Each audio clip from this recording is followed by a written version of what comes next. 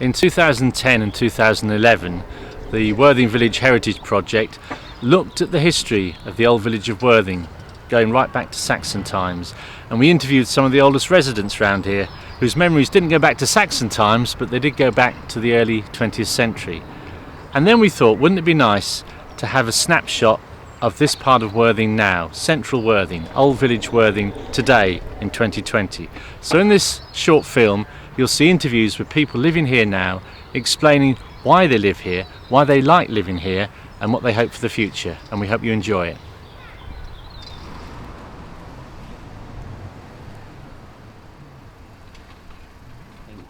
Number one important for us was staying by the coast. We love the seaside lifestyle, essentially. And so we started to explore outwards of Brighton, both east and west, with not a lot of luck to begin with. We hadn't really travelled along the coast an awful lot, so we hadn't really explored. And I think it's fair to say we didn't know Worthing particularly well when we made the decision to move here. We were sort of looking for somewhere that was affordable, and where we were living at that point was completely unaffordable. Completely would have given us such limited lifestyle options, essentially.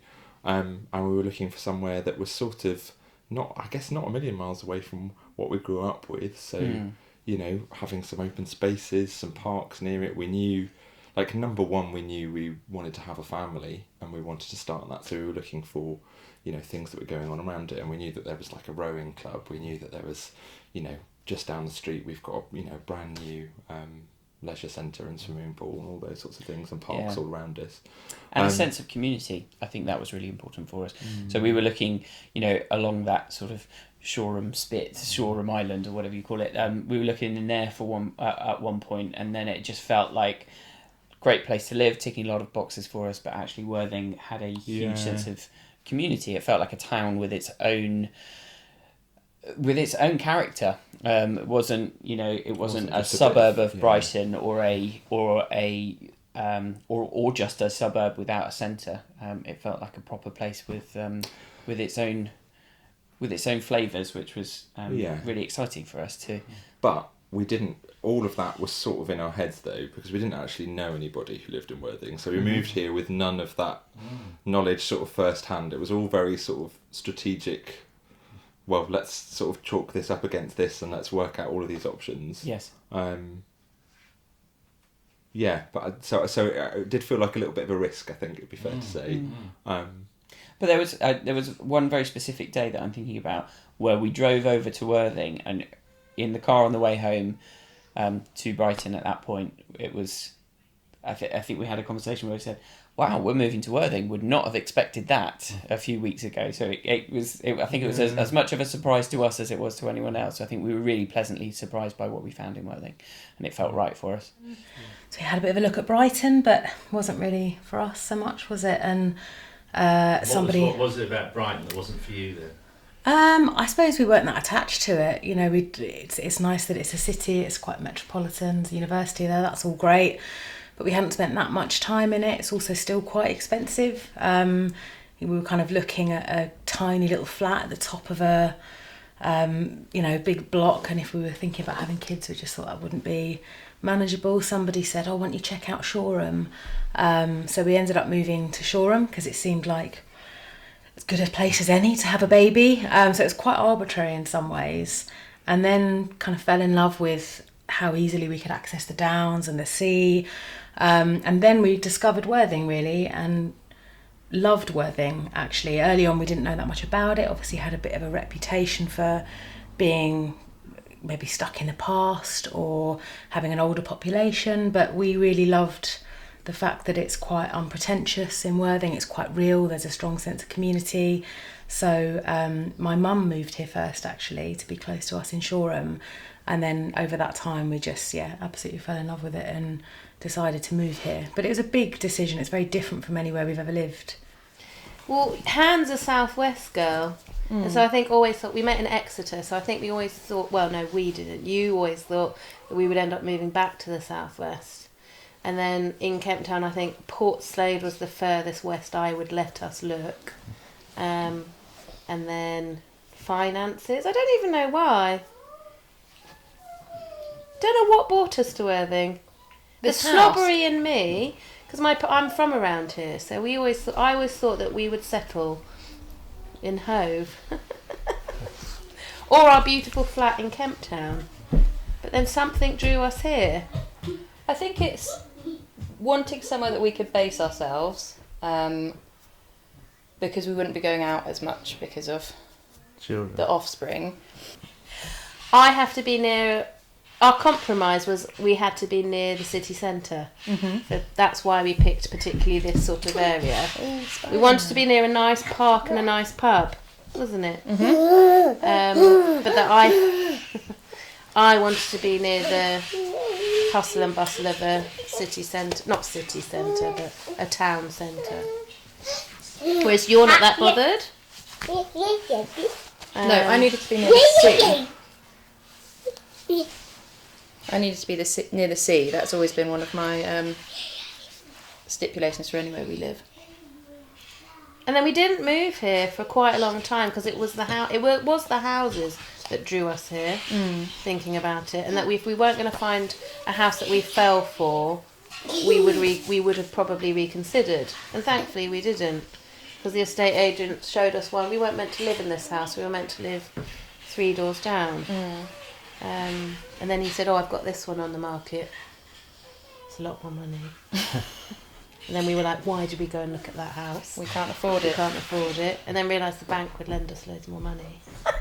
More for them. So you found the community spirit here good? Oh, it's ridiculous. I don't think we knew our downstairs neighbours in Brighton and our upstairs neighbours. We had kind of loose conversation with our next door neighbours, but And we never went to the sea.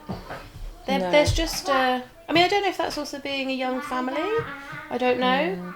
But that's almost one of the things that will keep me here. yeah. The people we've met are just... one of my closest friends is someone that I bought a mirror off Gumtree in Worthing. And you know the people around Stanley Road, and you know quite a lot of people around here, don't you? Yeah. I think we've been really lucky. I came to live here in the autumn of 1982. I've been living with my husband and my daughter in Lancing, where my mother lived, for a year or so. But before that, we'd been in Africa for 17 years and had come to this country. Oh, what were you then. doing in Africa? Well, all sorts of things, but we were living in Namaqualand. My husband was an architect and was building new towns for various places. And quite happily there, especially when we lived in the middle of nowhere. But he said to me one day, "Do you want to go home?" I said, What? I am home. And he said, "No, I've got a repatriation contract. They'll pay for us to go back to England with all our bags and baggage."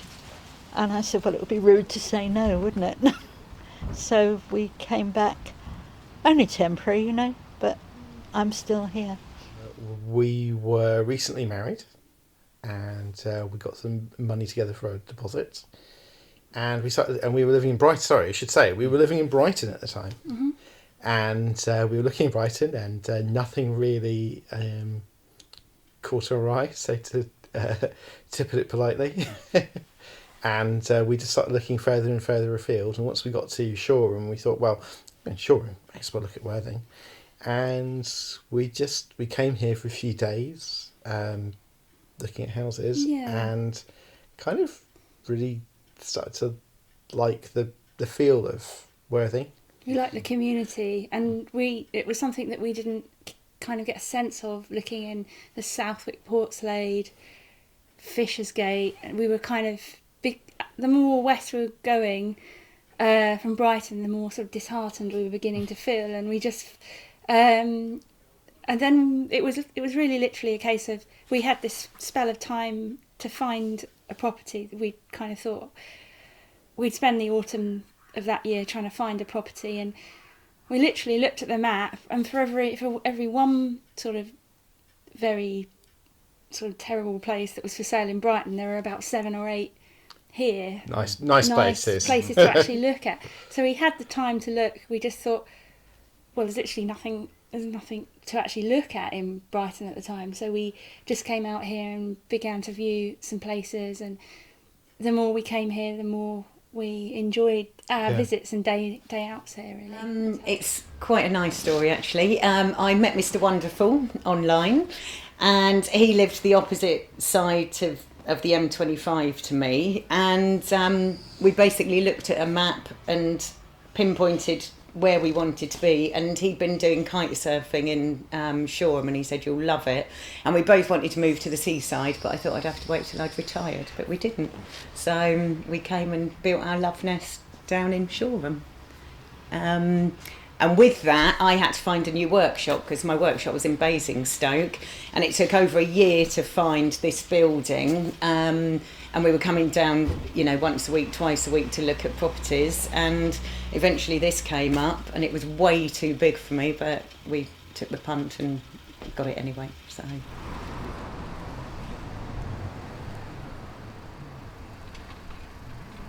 There's nothing to actually look at in Brighton at the time, so we just came out here and began to view some places, and the more we came here, the more we enjoyed our visits and day outs here. Really, that's how it kind of came about. So, have you had connections with the town? No, not really.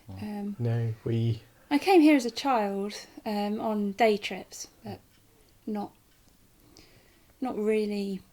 Any strong, no social networks or anything like that. Yeah. And so what year was this you came here? 2016. We were looking in 2015, bought in 2016. Yeah. And since then, two of our friends have moved to the town. Yeah, we've had friends move now. And my parents and my sister. So yeah, we've had. So we started an exodus. We started a trend.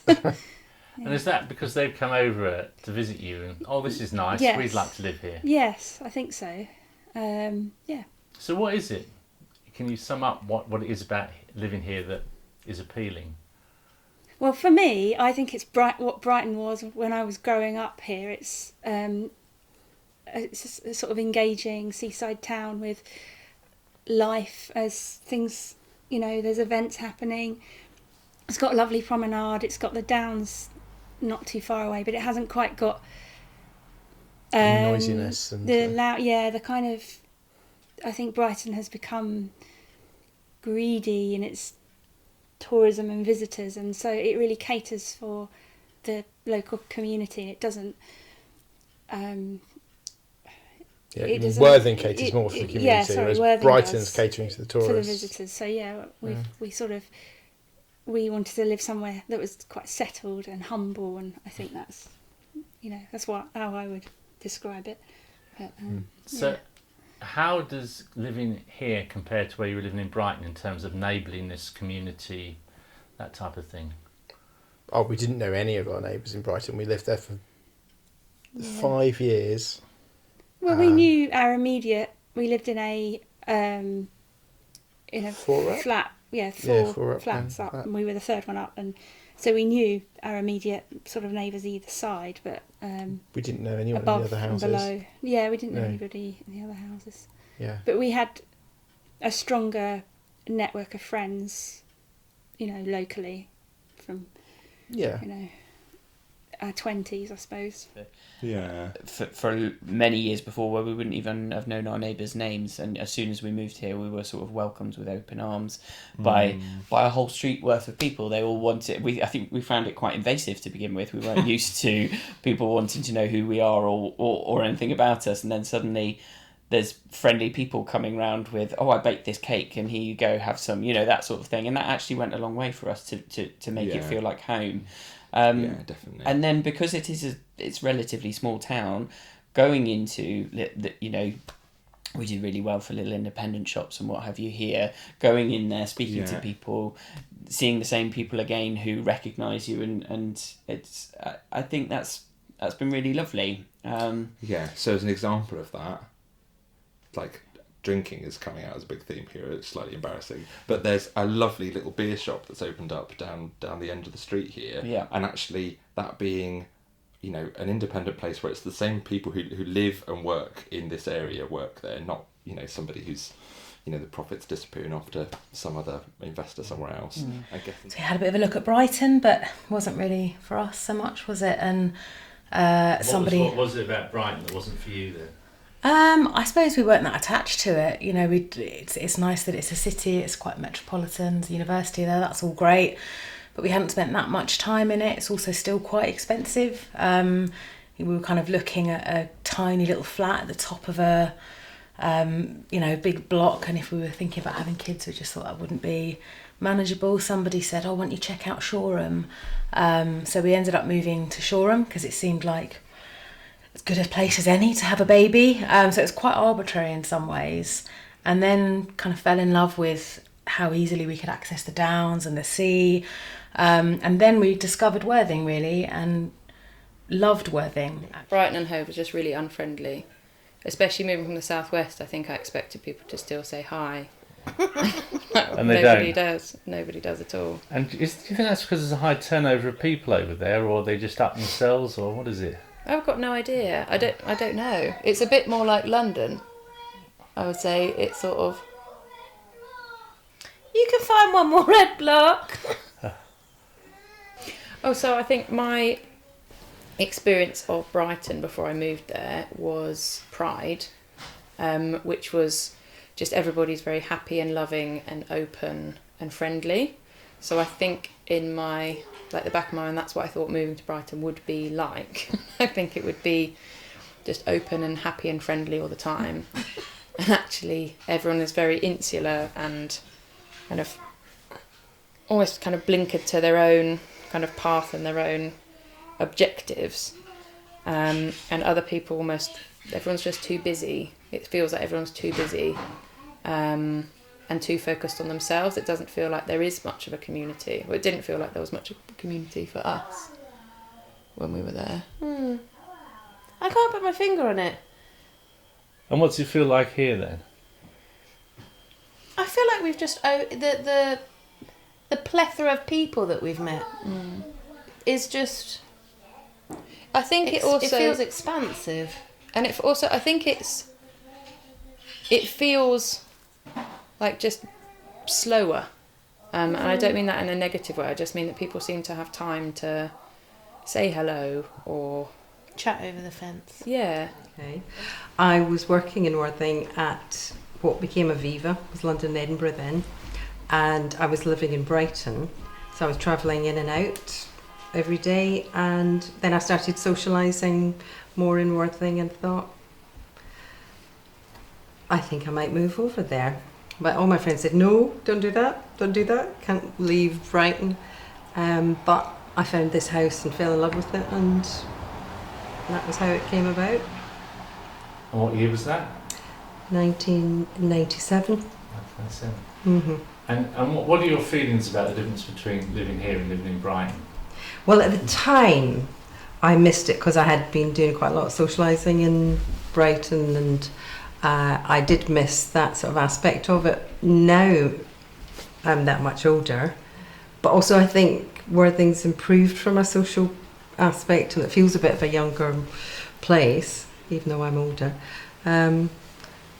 So now I'm much, much happier that I did make the move over here, because I was looking at houses in Brighton as well, and I'm really pleased that I made the decision to come here.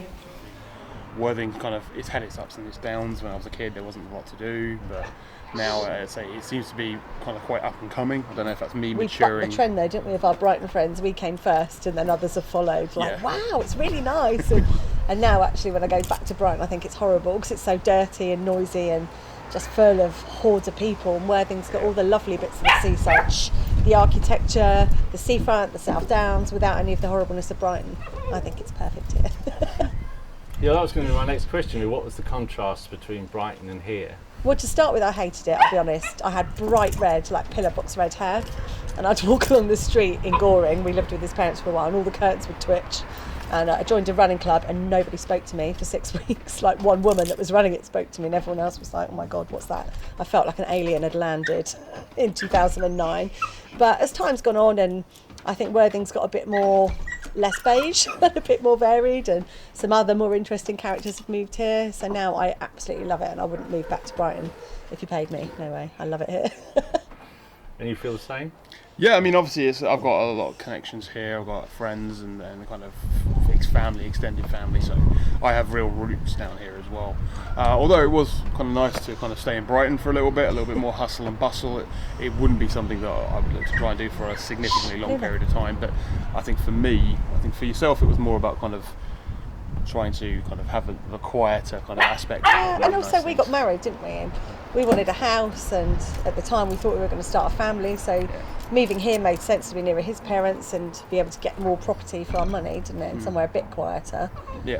And now, even if we were still living in Brighton, we wouldn't be doing all the things we did back then, like going clubbing and stuff anymore. So, yeah, I'm glad to be here. Brighton's very young person place to be. But we'd moved over here about 12 years ago and were commuting to Brighton. And we were getting off the train, either way, with all the people we were seeing in Brighton, in the pubs there. And so we thought, well, why don't we just give them what they're obviously going to Brighton for, and we felt they couldn't find here in Worthing. So we just had that idea, well, this is a great pub, we'll just... our initial response on coming into the pub for the first time and seeing it when it was empty is that basically this looks like a great big North London pub. Big high ceilings, that Victorian sort of building. And so we just thought, well, let's just turn it back into that and give them the feel, the atmosphere that they would get in many pubs they might find in Brighton. Yeah. And we thought there was a certain demographic that would be into that, but even we were surprised by the amount of people who said to us, that's what I was looking for. I don't want to get on the train to Brighton. I don't want to get the last train back from Brighton. I live here. So thank you for creating a space where we can come and drink and eat and enjoy it.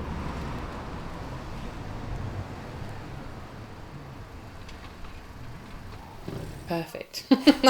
It's so perfect for us. We can walk to the beach, we can walk to town, we can walk to the train station, we can walk to the hospital. And we have the corner house. And we have the corner house and the new Amsterdam now. But actually, our favourite place is the coast, which caters for a really nice park by the beach, where we can responsibly drink 2 pints and still parent responsibly. It's actually genuinely caters for everyone's needs. And it's beautiful. The beach down here is so much nicer than Brighton. And weirdly, this is just maybe sounds a bit pretentious, I don't know. There's no barriers to the beach here. It just, for me, feels so much open. Whereas in Brighton you have the, the really old metal, light green fence, what are they called? Railings. Yes, and then you have Madeira Drive, and then you have roads, and there's something, the access here feels more open. I don't know. It doesn't feel as bleak like in the winter, because it's just, we all go down to low tide any time of the year. And there's more sand here, isn't there? Oh, is there? Yeah. And it just feels like low tide goes on forever, so we can just at let the low boys tide. just go, and not kind of have to worry about them getting into any trouble. Like the most they'll do is fall into a rock pool, which they do, but it's just nice for them to be able to go completely wild. And you saying about the Sydney Walter Centre? Huh? About the Sydney Walter Centre. People always think that we live near a school, don't we? But like with lockdown, because that's the only thing around here, isn't it, about the parking? And we've been able to park in there for the whole of lockdown. Yeah. Which has been really useful for me, because I have sometimes funny shift timings. Trying to park outside on the road is not easy, generally, and sometimes when I'm on night shifts I have to find somewhere to park during the day. So the Sydney Walter Centre has been amazing at kind of facilitating that during lockdown. But actually, previous to that, when I forgot to get our residence permit, on the brink of having a newborn and a 2-year-old, and Doreen, I actually just went and spoke to her about if in an emergency could I park there, and of course we would be able to. If I think I'd had visions of it, pouring down and having to cart 2 small children into the house, whatever. It was just that accommodation, isn't it? And getting a really sweet letter asking us to move our car rather than do not park here. It was just it was lovely. It was like, wow, we've been pleased to accommodate this. And a sense of community. I think that was really important for us. So we were looking, along that sort of Shoreham Spit, Shoreham Island, or whatever you call it. We were looking in there for at one point, and then it just felt like great place to live, ticking a lot of boxes for us. But actually, Worthing had a huge sense of community. It felt like a town with its own character. It wasn't a suburb of Brighton or just a suburb without a centre. It felt like a proper place with its own flavours, which was really exciting for us too. But we didn't. All of that was sort of in our heads though, because we didn't actually know anybody who lived in Worthing. So we moved here with none of that knowledge sort of first hand. It was all very sort of strategic. Well, let's sort of chalk this up against this and let's work out all of these options. Yes. But so it did feel like a little bit of a risk, I think it'd be fair to say. But there was one very specific day that I'm thinking about where we drove over to Worthing, and in the car on the way home to Brighton at that point, it was, I think we had a conversation where we said, wow, we're moving to Worthing, would not have expected that a few weeks ago. So I think it was as much of a surprise to us as it was to anyone else. I think we were really pleasantly surprised by what we found in Worthing, and it felt right for us. Yeah. And in that interim, what's been your experience of a sense of community here? Well, interesting, I suppose, because what shaped that experience has been starting a family, really. That's so much of it. So up until the point where we had a child, our only experience of that community was sort of walking around the shops, going to the pubs and those sorts of things and talking to our neighbours. And that was lovely. But since we have a family, we've, the community opens up so much more. I mean, despite coronavirus and all of that, which has limited that, starting to meet people through baby groups and those sorts of things and meeting other people, and that gives you a completely different sense of what the community is like. It felt very I don't know what the word I'm looking for is. Like beforehand, our only experience of the community really was just talking to our neighbours in terms of actually interacting with people, or talking to people in the pub probably. I'm not sure that's entirely true. I think even on the neighbours, we can't downplay that. We lived for many years before where we wouldn't even have known our neighbours' names, and as soon as we moved here, we were sort of welcomed with open arms. I like it because I'm near all the amenities really. Walking distance to church, to the hospital, just a stone's throw, to the doctor, to the shops, train station. Got my bus pass. Hence I give up my car after I retired. There's no point parking there, and it's a waste of money, I think, if you don't really need it. You have to get a parking permit, can't get space to park, that's the problem. But sometimes I take the car, if I'm going to a ways for a weekend or I'm going on holiday, I can't leave it here because if I come from work and I can't find a parking space, so I leave it by my friend who live out of town. As a town, it just feels very real. It's quite clear what happens here, like what people do. You can see what kind of jobs people do, and you can see how the economy works. And I think some of that is really familiar from my youth. So I expected not to find Worthing kind of thrilling in the way that moving to a new metropolis or a new city might feel, and I was okay with that, and I think that's, in that sense, it's kind of been in line with my expectations.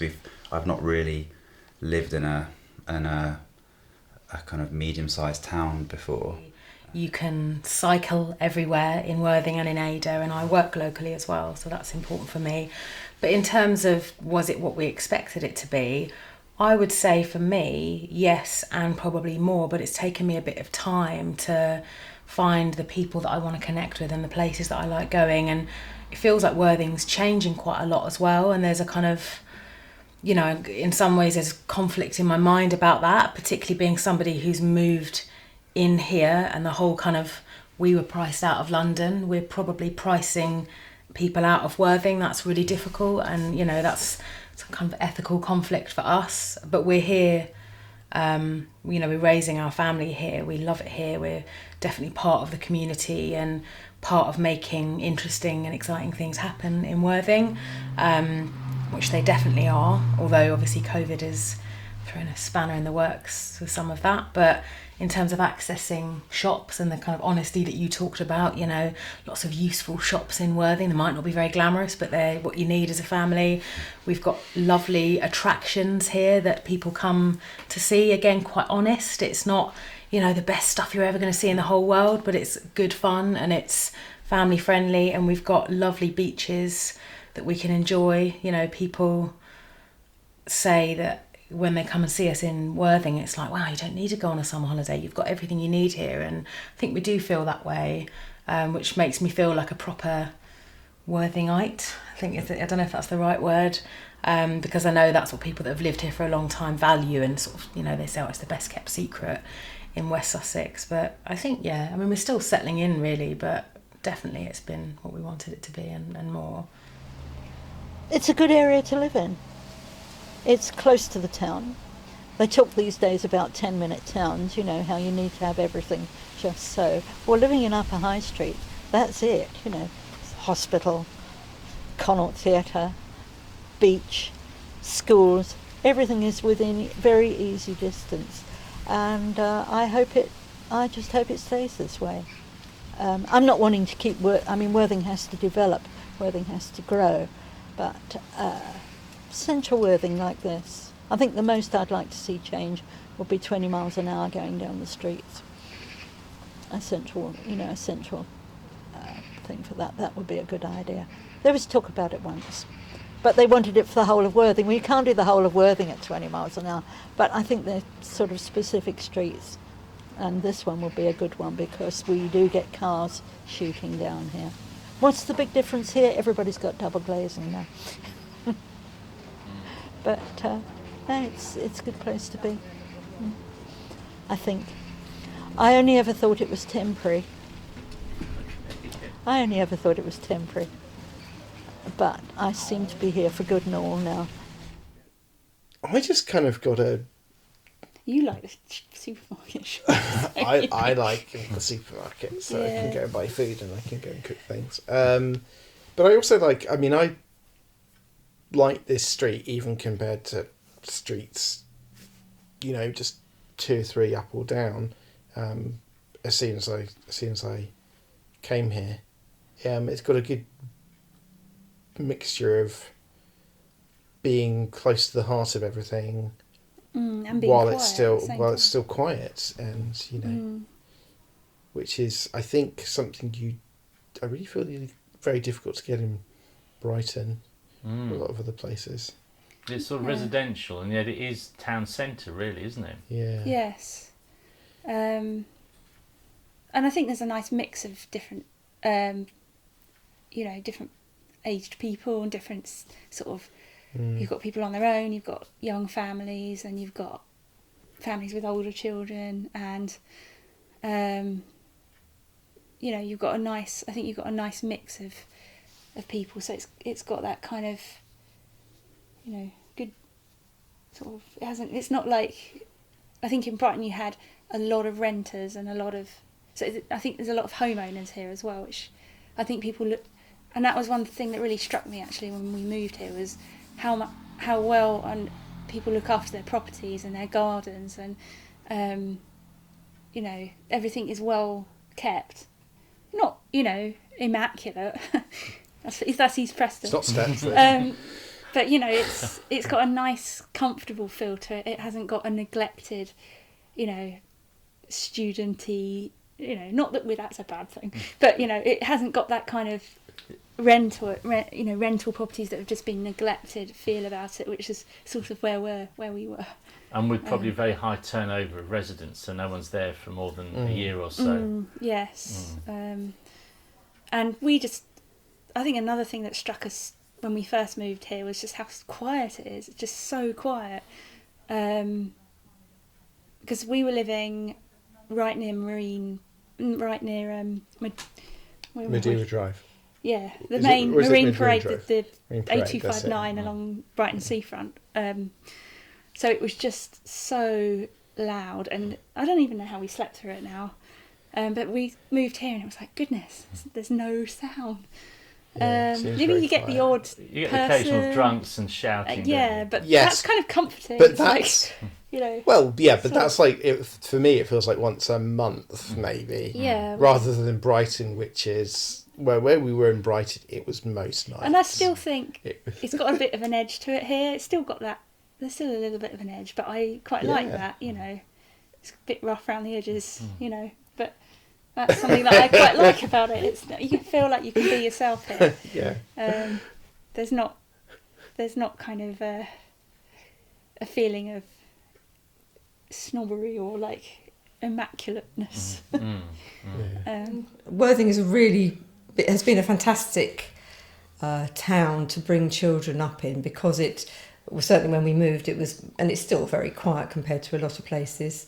You know, you've got everything. You've got the beach, you've got the parks, and everything's very near. I mean, the town isn't amazing, obviously, but you know, you've got everything that you might need, really.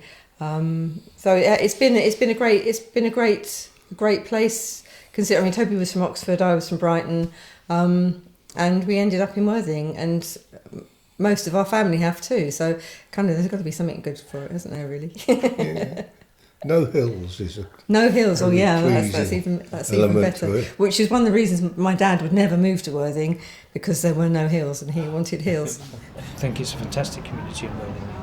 It's really exciting. It reminds us a lot of the community that we used to know in Brighton and Hove in the 70s and 80s when we grew up over there. It has that. It has a lot of the similar feelings, and that's, you know, we come from a big family, so it's not just the family, but lots of people we knew who grew up over there who've come here and said, yeah, I see what you mean, it's got that same dynamic sort of going on.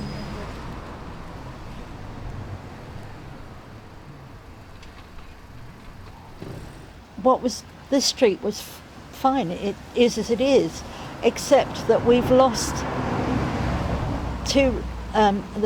gone to residential quite a few things. I mean, what would you want more than a street with a pub on each corner? And then there was the Foresters Hall with the Alcoholics Anonymous meeting in it. You know, what more would you want? But we used to have, for example, a newsagent's across the road that sold sweets, a butcher's nearly at the top, a small little butcher's private, where he sold rabbits and things you could get, and then a shop on the corner, Mr. Duffy's grocery shop. But a lot of that goes in time, and so we are now totally residential, and that was the difference. People used to say Worthing was God's waiting room, you know, had an elderly demographic. Well, it didn't apply down here. There were a few older people who were very interesting to talk to because they've been here forever. But there were families across the road and next door and up here, you know, so it was just... But what was Worthing like? I think Worthing never quite got the 60s because it felt to me very like the 50s. It was what they call now a 10-minute town. It had everything you need within easy walking distance, but it was quiet. Go out at 8:30 at night, and you couldn't get a bowl of fish and chips or anything. You know, it was just completely dead, except that the pubs obviously were open, but they didn't have the gardens outside then. So quiet, a good place to bring kids up, because there was plenty going on for them, and good schools. We used to have, when I first came here, a great counsellor, and she was very good and into everything. We never see them now, of course. Who was that counsellor? Name.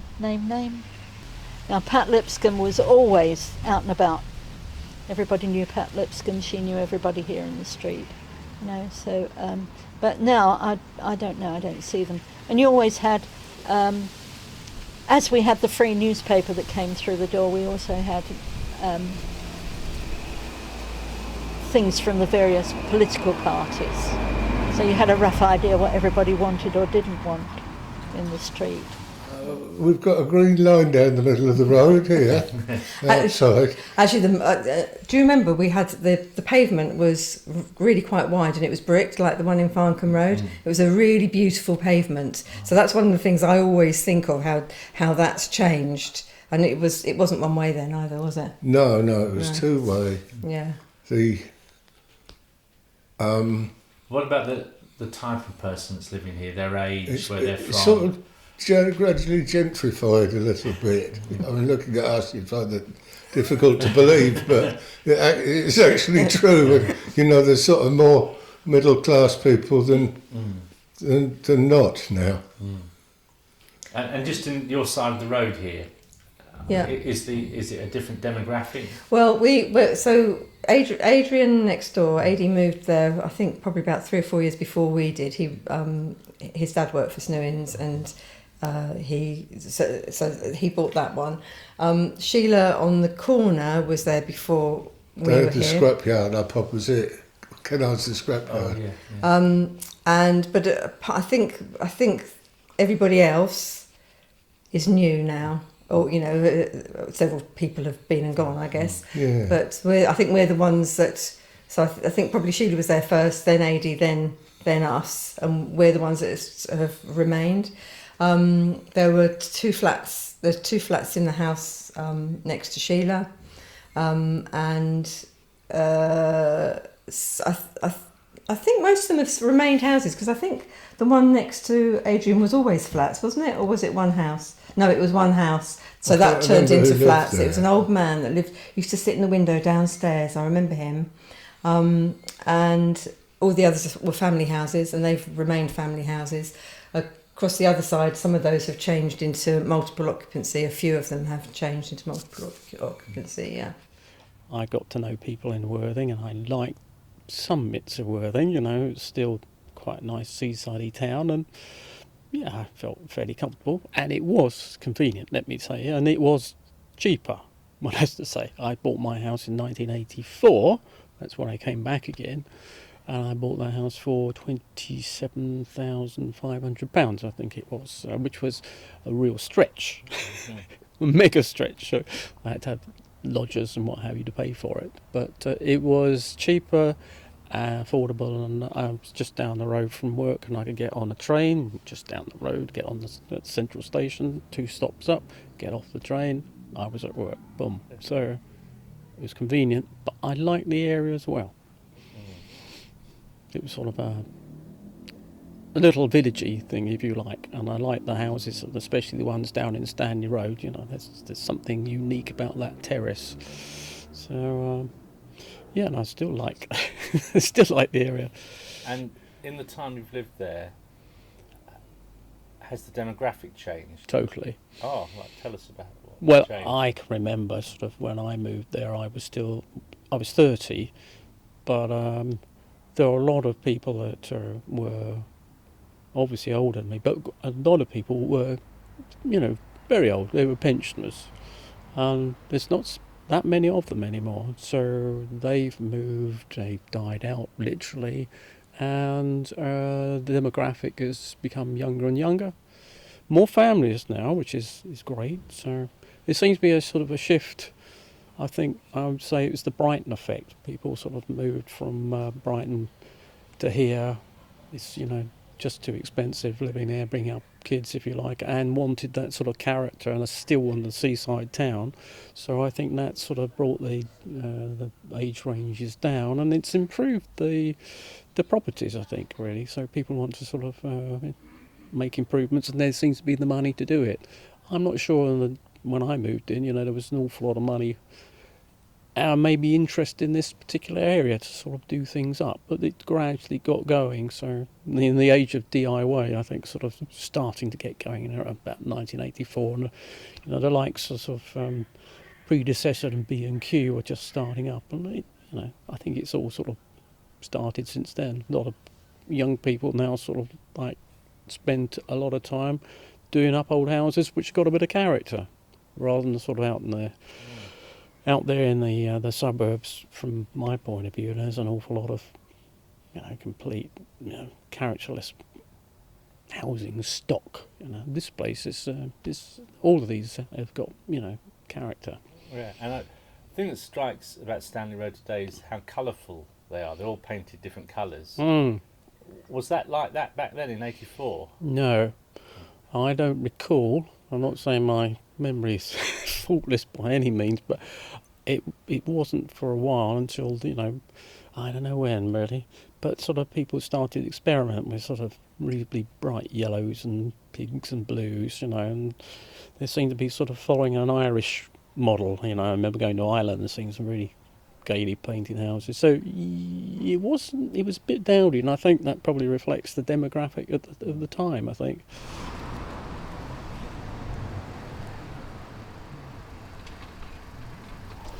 You more than me. Yeah, really. I guess I've worked from home for the last 6 months. I used to get the train to Chichester every day. So in a way, in lots of ways, that's better. I can get up later and I don't have to pay for the season ticket, and modern technology allows us to work from home. So in that way, it's been quite good. And we kind of enjoyed the relaxation or the slowing of pace that in the early days of the lockdown. I liked how quiet it was, so it was really peaceful, all times of day and night, because it can get quite noisy along our street, especially at the weekend with the people who've been out partying. Heading home can get a bit noisy, so that was really lovely and quiet and peaceful. And I quite liked the fact that there was no expectation to socialise, that you could do a Zoom if you wanted to speak to people. I didn't really miss the whole going out and doing things all the time. Did exercise in here rather than go to the gym, which was good. I used a kind of Zoom feature to do that with some friends. I was a wee bit disappointed when it started to open up again. Obviously not the fact that, the virus aside, just what the effect on us was. It wasn't bad. And the sort of community spirit of the area, do you think that was enhanced by? We did the clapping for the NHS every Thursday evening, and you saw a few faces you didn't really know, but they came out and waved and banged your drums together, which was nice. Hasn't changed anything though. It was nice. It was nice being out there and waving to people up and down the street, but it's kind of passed almost. Yeah. So lockdown, so for us it was very much life as normal. We didn't get any of the cabin fever or anything like that because we were coming out to work every day. As I say, we furloughed the staff, so Danny and I had to keep it going, and we were in here every single day, definitely doing 9 till 5, 7 till 6, whatever it was. So we didn't experience what a lot of people experienced. So I say we're very lucky. We worked through it. I would have loved to have had a couple of months off work and make banana bread. I never made the banana bread that everybody was talking about. And because Perry was off school, he was here every single day doing homeschooling. But yeah, we kind of just worked it through, to be honest. I think a very different experience to a lot of people. I suppose we were in a trickier situation because when that happened, our daughter was 3-4 months old when lockdown happened, and so we don't have a lot of family around here. They're kind of dotted around the country, so we did feel quite isolated, didn't we? Yeah, and I'd set up an early network of other parents of children similar age. Yeah. And suddenly that was cut off, and that was quite hard parenting without that opportunity and that, you know, and also interest for our daughter as well, you know. Yeah. Not being able to leave, you know, essentially the whole day stuck indoors with her and me. I think she was sick of me by the end of the day, poor thing. But there was definitely a bit of, you know, there was a real uplift in community spirit, I think, that we felt. We, as the younger house on the street, essentially, you know, we did a lot of offering to do shopping for neighbours, and actually quite a few of them took us up on that. And there were things...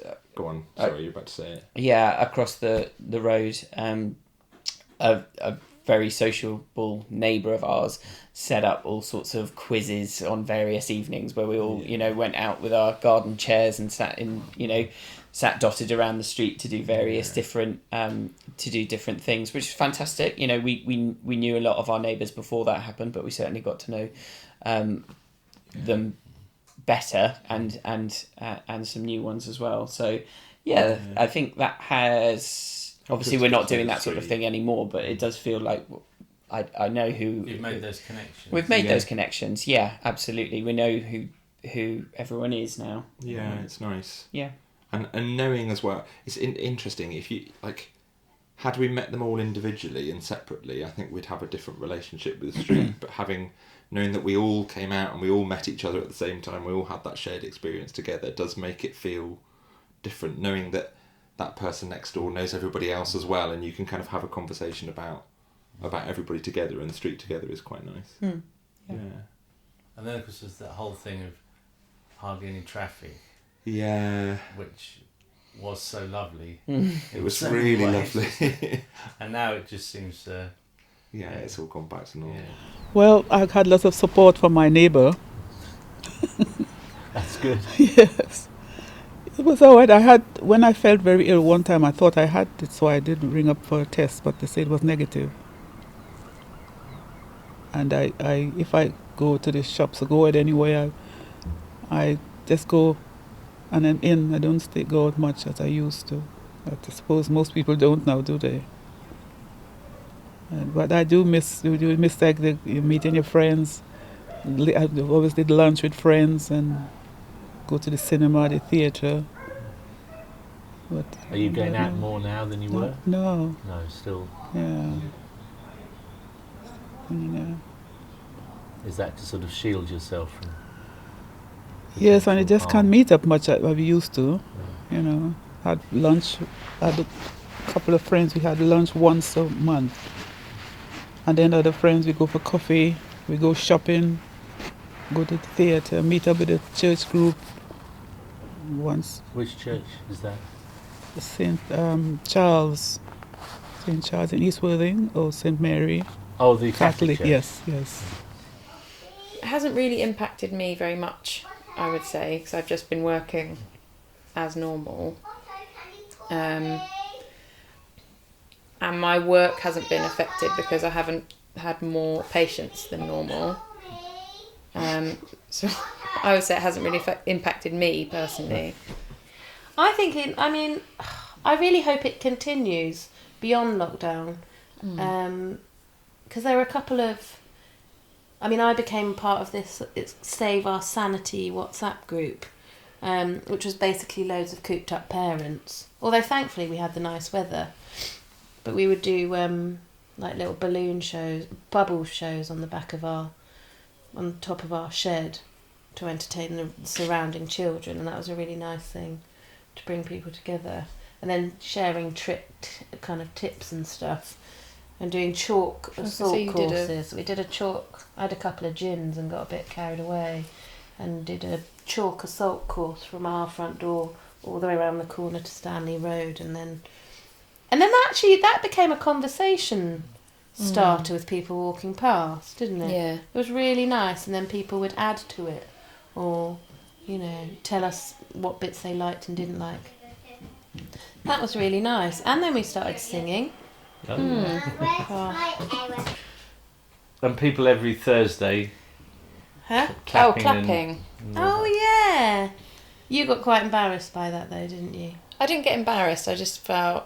I think the first time I got quite overwhelmed by it, and then I wanted to clap, and then I didn't want everyone to think that I was clapping myself. And that was a bit strange. And then I was like, actually, no, I am clapping other people who are actually working hard. It's not all about me. So have you got to know more people through the lockdown than you knew before?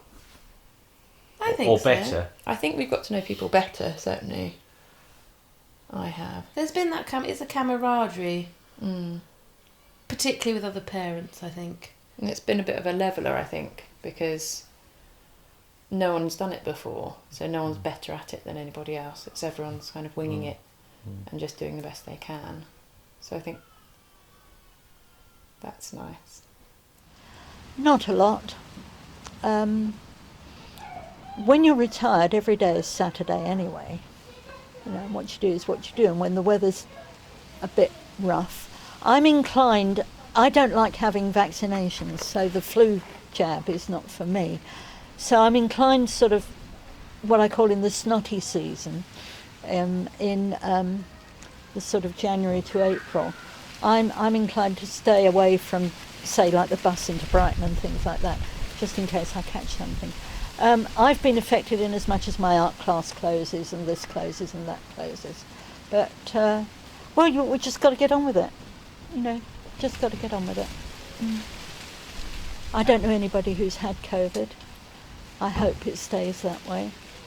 Yeah, it was scary. While we were closed, it was, you know, while it, I mean, everything is still essentially up in the air. What it's done since we reopened is push a lot of our business into the fresh air. We've been busy, but we've managed to keep a garden where it's fairly easy to socially distance people. It's fairly easy to have specific tables and areas where people can sit and people don't have to be on top of each other,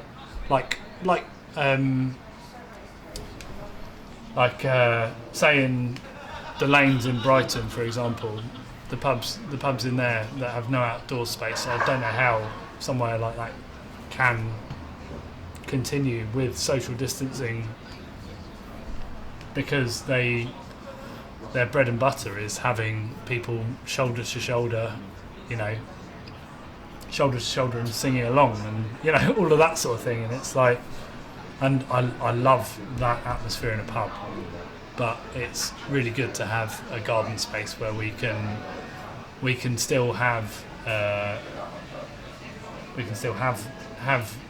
that sort of atmosphere, but have it in a safe, socially distanced way. You know what I mean? So very difficult being inside with 2 young children for most of 3 months. And Very being in a difficult. flat. Being in a flat, yeah. I'm glad they had the garden, but Yeah, we did have the outdoor space. yeah, when we could use it. Yeah.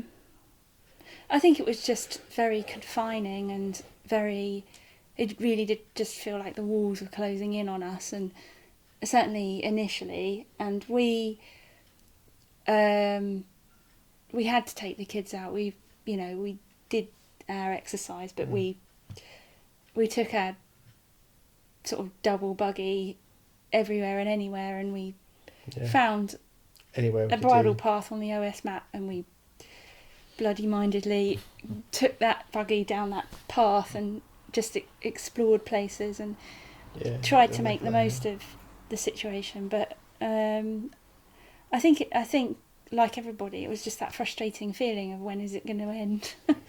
You know, when will be some let up?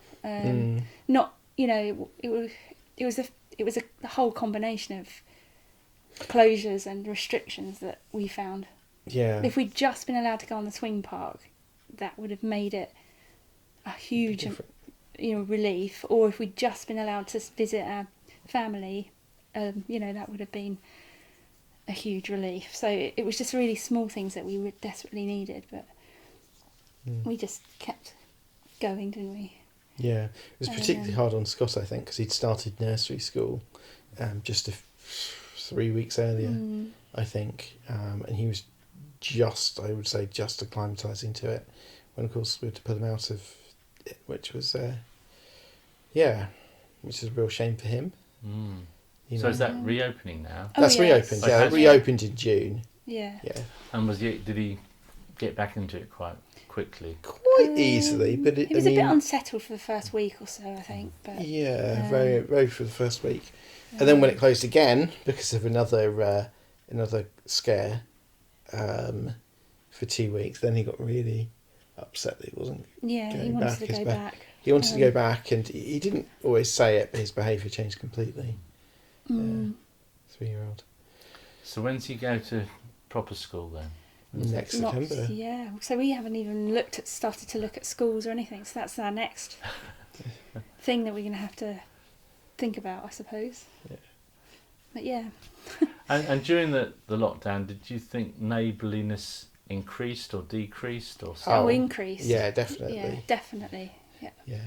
Yeah. So our street, a lady up the road created a WhatsApp group, and it sort of rippled down the road, word of mouth, join this WhatsApp group, hit, can I have your number? And we got sort of added, and it slowly, neighbour by neighbour, went down the road, and it was just really lovely because the main lady who set it up would sort of say, good morning everybody, I hope everyone's having a lovely day, the sun is out, get some fresh air. And she I think was really uplifting, and people would share photos of things they were like growing or planting, or so yeah, it was lovely. Rob, what you were on that WhatsApp group? I was not on the WhatsApp group. And then since we've had things like letting each other know about, so and so got his tools stolen, or can someone Street recommend chatter. a plumber? So Yeah. it's really nice to just have that community there, and also to be able to start to have chats with people. Yeah, I now talk to so many of the people up the road now that I see and recognise, and it's really lovely to have that. I think so. Yeah. My life hasn't changed. I'm retired. I still do what I do, albeit sometimes with a mask on and otherwise not. But yeah, I mean, it's impacted not particularly environmentally to us, is it? No. It's more in how people are with one another. I think I hoped at one time that would be a nice permanent way of being with people, but we seem to be forgetting it now. What did you mean by that? Getting on with being beastly to one another. You mean people were more friendly? They were People kinder at were first. kinder, more disposed to that. But as far as the actual lockdown's concerned,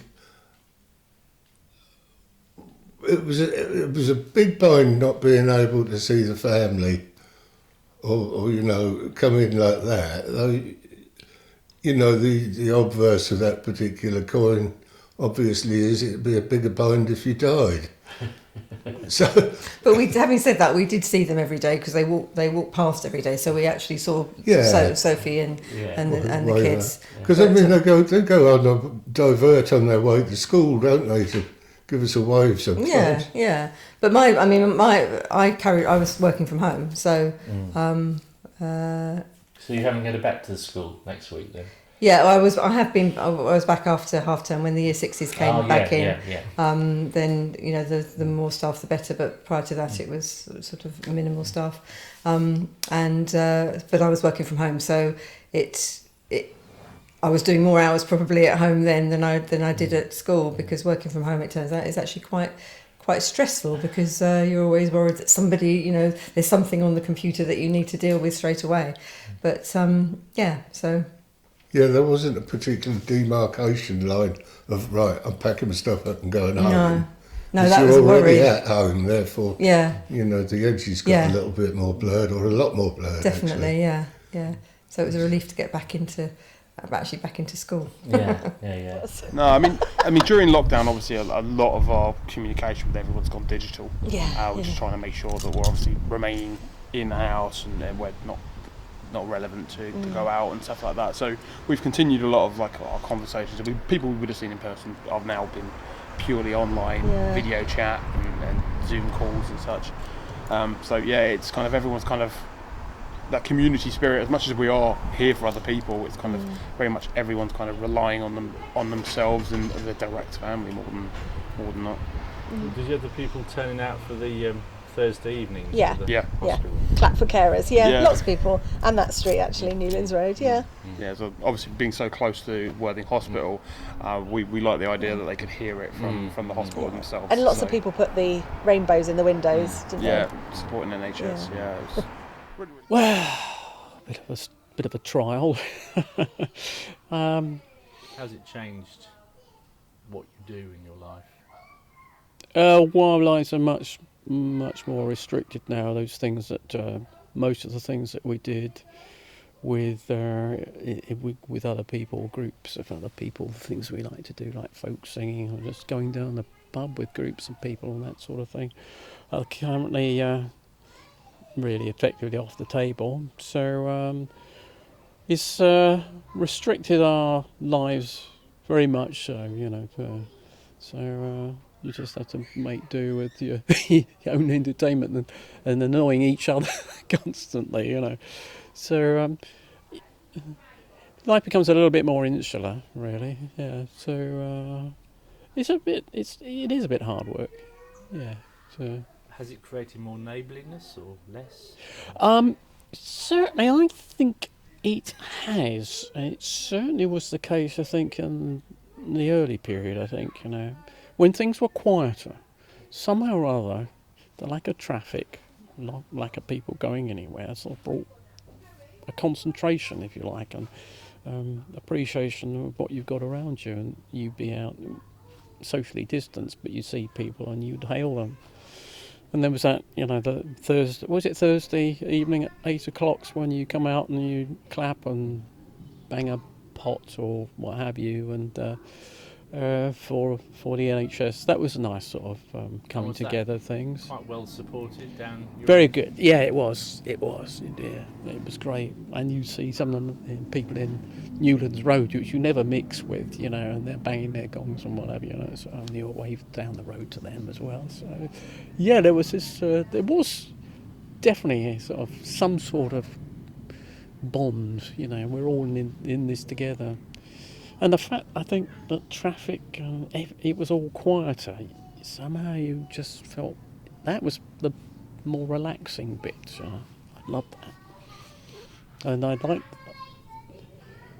we can get to the sea quite easily, obviously. Well, you know, when we're down the lot, when we had our hour's walk, whatever we were allowed to do, you know, we go down to the seafront, or if we weren't, just walking around the alleyways and enjoying and actually properly looking at all the gardens and the buildings, whatever. You go down there, and when the tide was out, go to the rock pools and wander around, and you look back, and you just heard the lapping of the sea.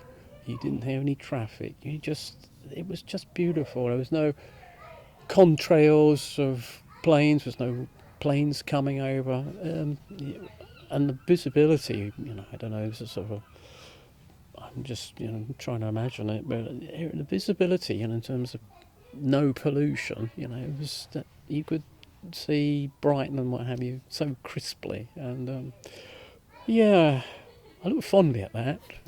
I think fondly about that. There was something about really appreciating where you were, you know, and the environment as it was then, even though, you know, it's potentially sort of a scary time. Not quite the war, but I don't know, there was some sort of, you know, we're in this together sort of thing. I mean, is there a community in Stanley Road, would you say? Are you on speaking terms with people on the other side of the road? Yes. You know them? Yes, or we'll have to say, you know, a bit of banter. Yeah. So, yes, you know, and I think that's improved actually, probably since, you know, the lockdown a bit. So, you know, I don't say we see so much of each other. We don't, you know, sort of communing in people's gardens, but when we're out front, and maybe this is part of the summer, you're going to be out in the front quite often, you know, you'll meet people. But it's, you know, it's just more, somehow there's some more chat about the place, you know. And I think maybe because of maybe it's a sort of a younger demographic. There's more people who are going to be spending more time sort of moving around outside rather than in the old days. I think a lot of old people, and of course I'm looking at that time as sort of somebody who was 30, what I'd be thinking, there's old people, they're somebody else, you know. They used to spend a lot of their time indoors, really. So, yeah. But badly, I think, like it has on everyone. You know, the lockdown was harsh. The community has really come out again, and it's another sign of how the community in Worthing is fantastic at the moment. You know, it's got its own it's got a real sense of community around it. It's not just visitors. As I say, I keep comparing to Brighton because that's where I grew up. But Brighton now, I think, has lost some of that community feeling because there's hardly anyone in Brighton who was born and bred there anymore, or it's just full of visitors at the weekend, and lots of people I know who still live there head out of town at the weekend. Worthing doesn't have that; they're all here, and since we've been allowed to reopen again, the community has come out, and it is here and it's local. Because we know so many of them, or there is a sense of community in Worthing, it's easier to deal with because the restrictions and various rules and regulations are really hard, one to understand and one to put to people. They come in to be social and to be welcomed, and we're telling them, like, don't do this, don't do that, don't do the other. So you've got the screens up here. Yeah, so we've added all the necessary precautions that we can, but it's still difficult. And how long, I can't remember now how long pubs were totally closed for. Was it a couple of months? It was from about March the 17th to July the 4th. We opened on July the 4th. Yeah. April, May, June. So you're having to play catch up then, really? Yes. Yeah.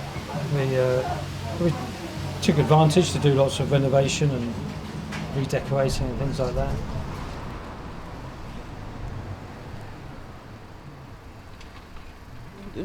On the streets, and there weren't many blacks around, so there was a lot of prejudice.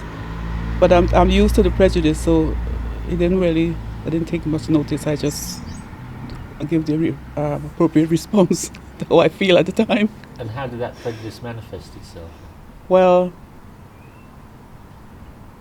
people like they would ignore me, or I'll give you an instance. I was walking it wasn't 10 yet. I finished work at Southlands, and I got the hospital bus to Worthing Hospital. So I walked down to Safeways at the time, where Waitrose is. On my way home, a few yards up the road, there were two young girls. It was summertime, so it was still light. Two young girls walking towards town. And as they approached me, and they were smiling, so I smile at people, I don't know. So I said, hello. I said, hello.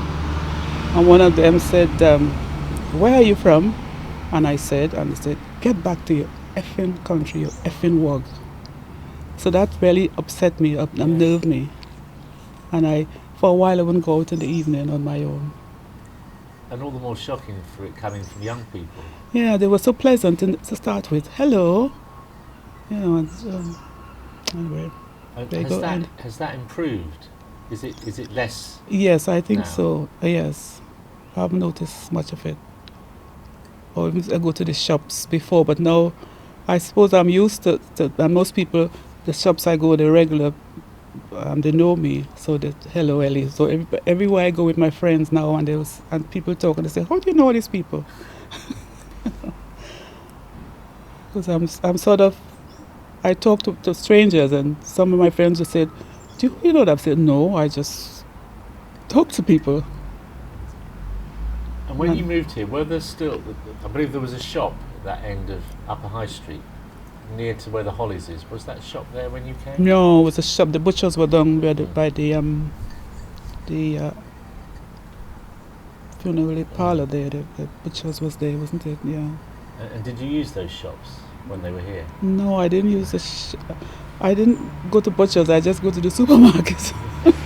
And there was no shops there at the end there. I can't recall there was a shop there, isn't there? No. And have you always found where you live friendly? Have you always got on with the neighbours? Oh yes, yeah, always. Because June hasn't moved since she's been here, but on my other side there were lots of neighbours keep moving, and I was friendly with them. And the one downstairs, because I'm upstairs. Yeah. Yeah, we've always been friendly, and I always say hello to people I meet and strangers, and even people who I see, especially I'm walking through the park to go to church, and I meet people in the morning walking their dogs, and I would say hello and smile, and if sometimes they don't respond, so on my way going, I would say God bless you. But if they will talk, and now they meet me, and before I say hello, they will say hello. Yeah. So if anything, it's got more friendly rather than less friendly around here. Yes. And even if I still now and again I do get some. They still show some prejudice, but I just ignored it. I don't take any notice. Yeah, I as far as the prejudice is concerned, I just, like I said, I grew up with it, so I'm used to it. So, for instance, once a patient said to me, "You're black," and I said, "No." Am I? I think what was shocking about your story was that they were young, because often older people, they're set in their ways and their prejudices, and it's much harder to change older people. But I think when younger people... I've had the older one that once said, "Get your black hand off me," and stuff like that, but, what can you do about it? Yeah, well, it's positive. You thought it's less. Oh now. yeah, it didn't bother me because I'm used to it. It's my friends, my colleagues who would take it and they say, "Well, how dare you?" And it's, Well, my father got Alzheimer's, and so did Anne's father. Mm-hmm. And at different times they were in the same home, West Home in Goring. Okay. And there was one woman in there with Alzheimer's, and she was saying the most awful racist comments to non-white nurses. And okay, they can think, "Oh well, she's got Alzheimer's," but they're still being abused. It's still virulent abuse, and you think, "Oh, how do you?" Awful. It depends. I remember a patient was having a go at me, so usually I leave them and I come back. So she was having a go at me, so I left her, and after a couple of minutes I went back. I said, "Hello." She said, "Oh, hello there." I said, "What's the matter?" She says, and she's talking to me about myself. That person, she was awful to me. I said, "Well, she really?" "Oh, so I'll look after you. Don't worry." I just forgot all about it. Well, I think it's wonderful if you can do that, if you can disengage from what people are saying. Yeah, so just we were taught, to do that, because if you insist and they get so irate, you just leave them. They'll calm down. When you go back, they're fine.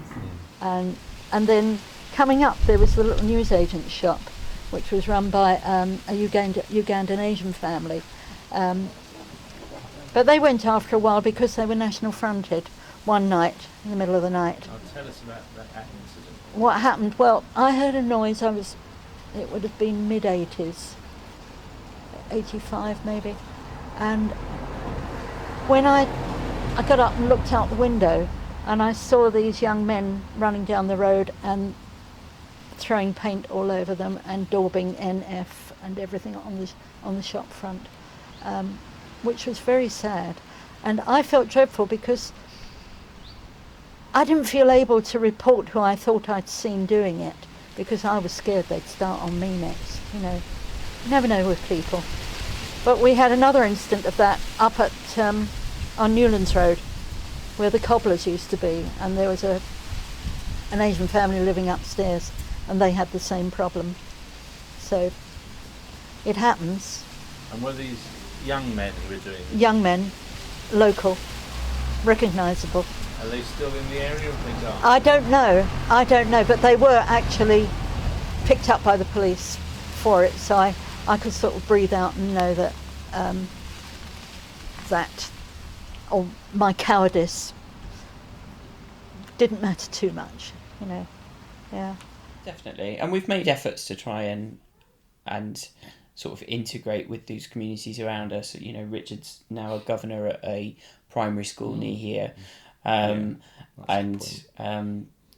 various societies and things that we've tried to get involved with, and the work that I do is moving over here as well. So it's kind of we definitely, it feels like we're putting down roots, which is really nice. You're looking at this as a long term.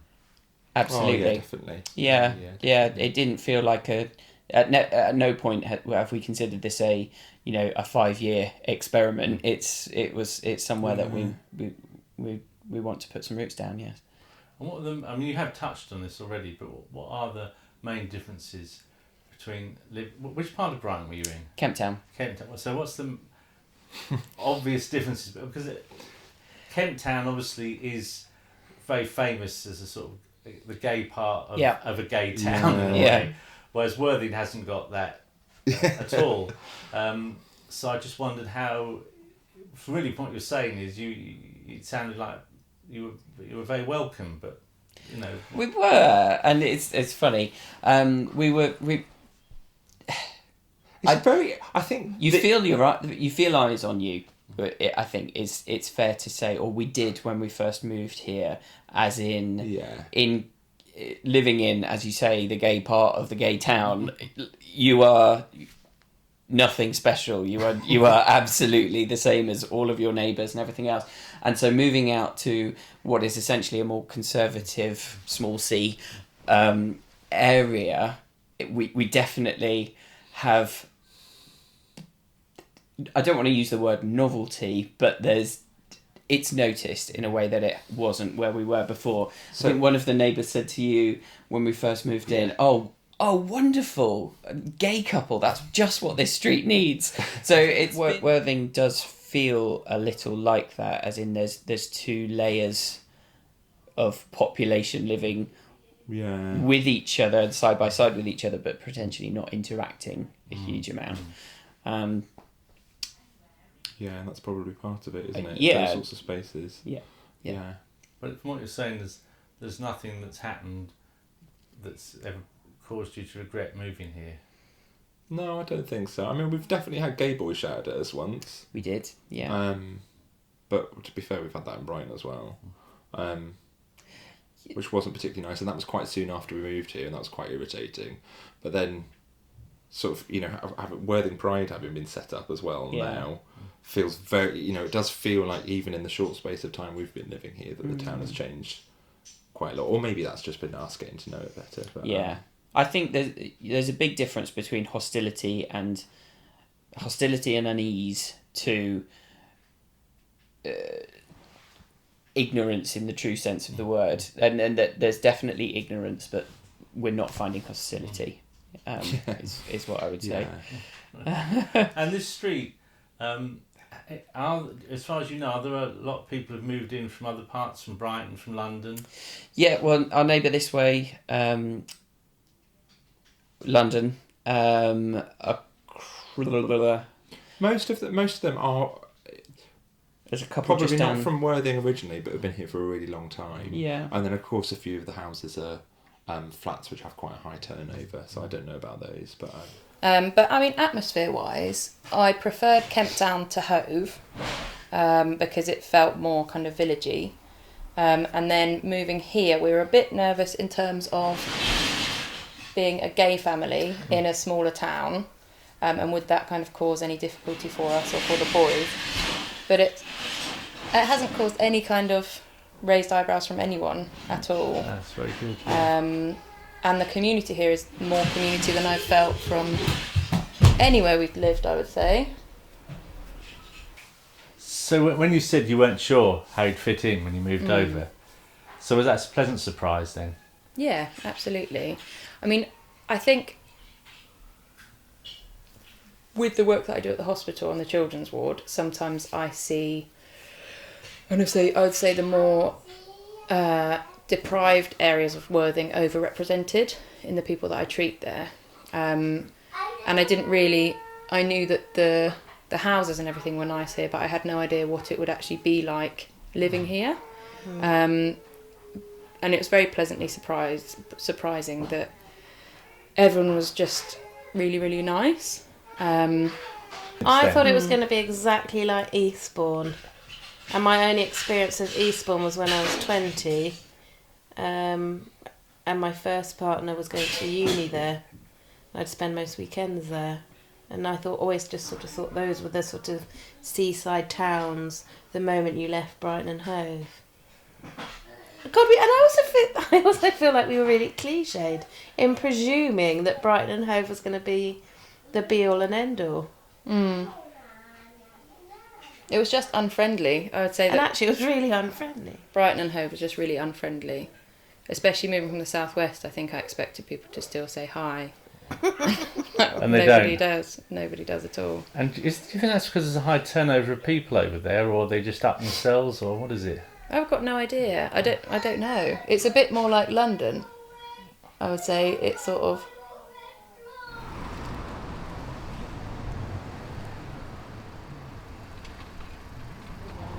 Well, the main reason we moved over from Brighton about 5 or 6 years before we opened this pub. We opened another pub on the seafront here in Worthing. But this one had always caught our eye, just because of the building and obviously being an old pub. So when it came up, we came in to see it, and we thought it was a place that we could bring back to life. It had been sort of neglected quite a few years, I think, was the best way to say it. Yeah. And we could see that underneath some layers of decoration and ill thought out decoration, there was the original old pub just still sitting there. So we took it on and basically just stripped everything away to what was there before. There's no major changes for that. Oh really? Yeah. Because before the Jack Hole, it was the stage, before that the Jack Hole, and then before that the Anchor. And I remember the Anchor as a bit of a dingy old, old man's pub. So well, all the panelling that's in the pub there, we'd had plans when we'd seen it to put that sort of panelling in. And then on the first day we got in with the builders, we pulled off what was like hardboard covered in wallpaper, and beneath it was all that tongue and groove panel and all the panelling around the pub, which we assume is original, or at least fairly, certainly a lot older than we are. I'm sure a lot of people wouldn't have known that. They just thought this is all stuff you put in. No, so there's little patches of it that we've put in, but basically most of it is all the original stuff that we found hidden beneath. And what about the bar area, the bar itself? The bar area, apparently it's the original bar. Well, I've heard two stories. It is the original bar, but it's been moved back about 2 feet, I'd say. Maybe a bit more.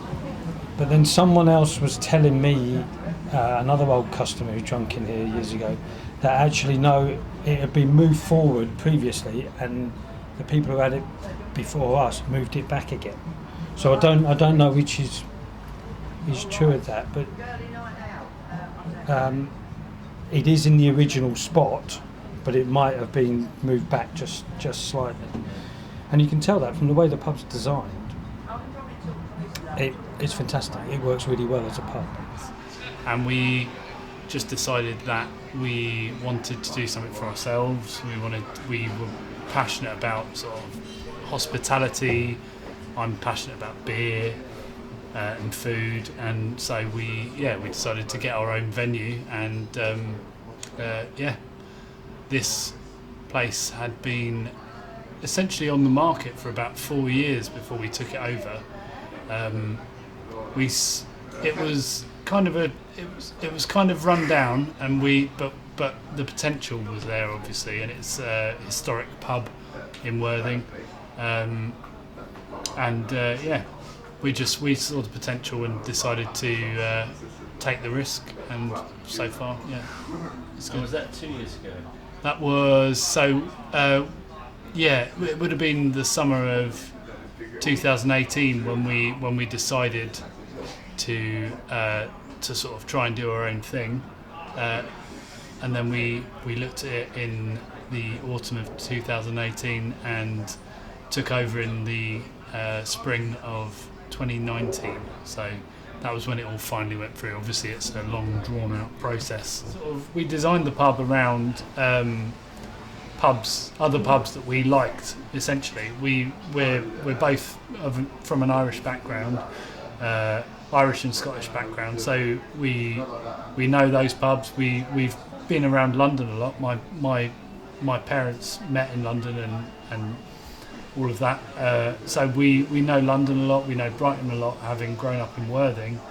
Ireland and Scotland, we've spent a lot of time there. So we basically just decided to try and amalgamate all of the best pubs that we'd been to into something that was our own.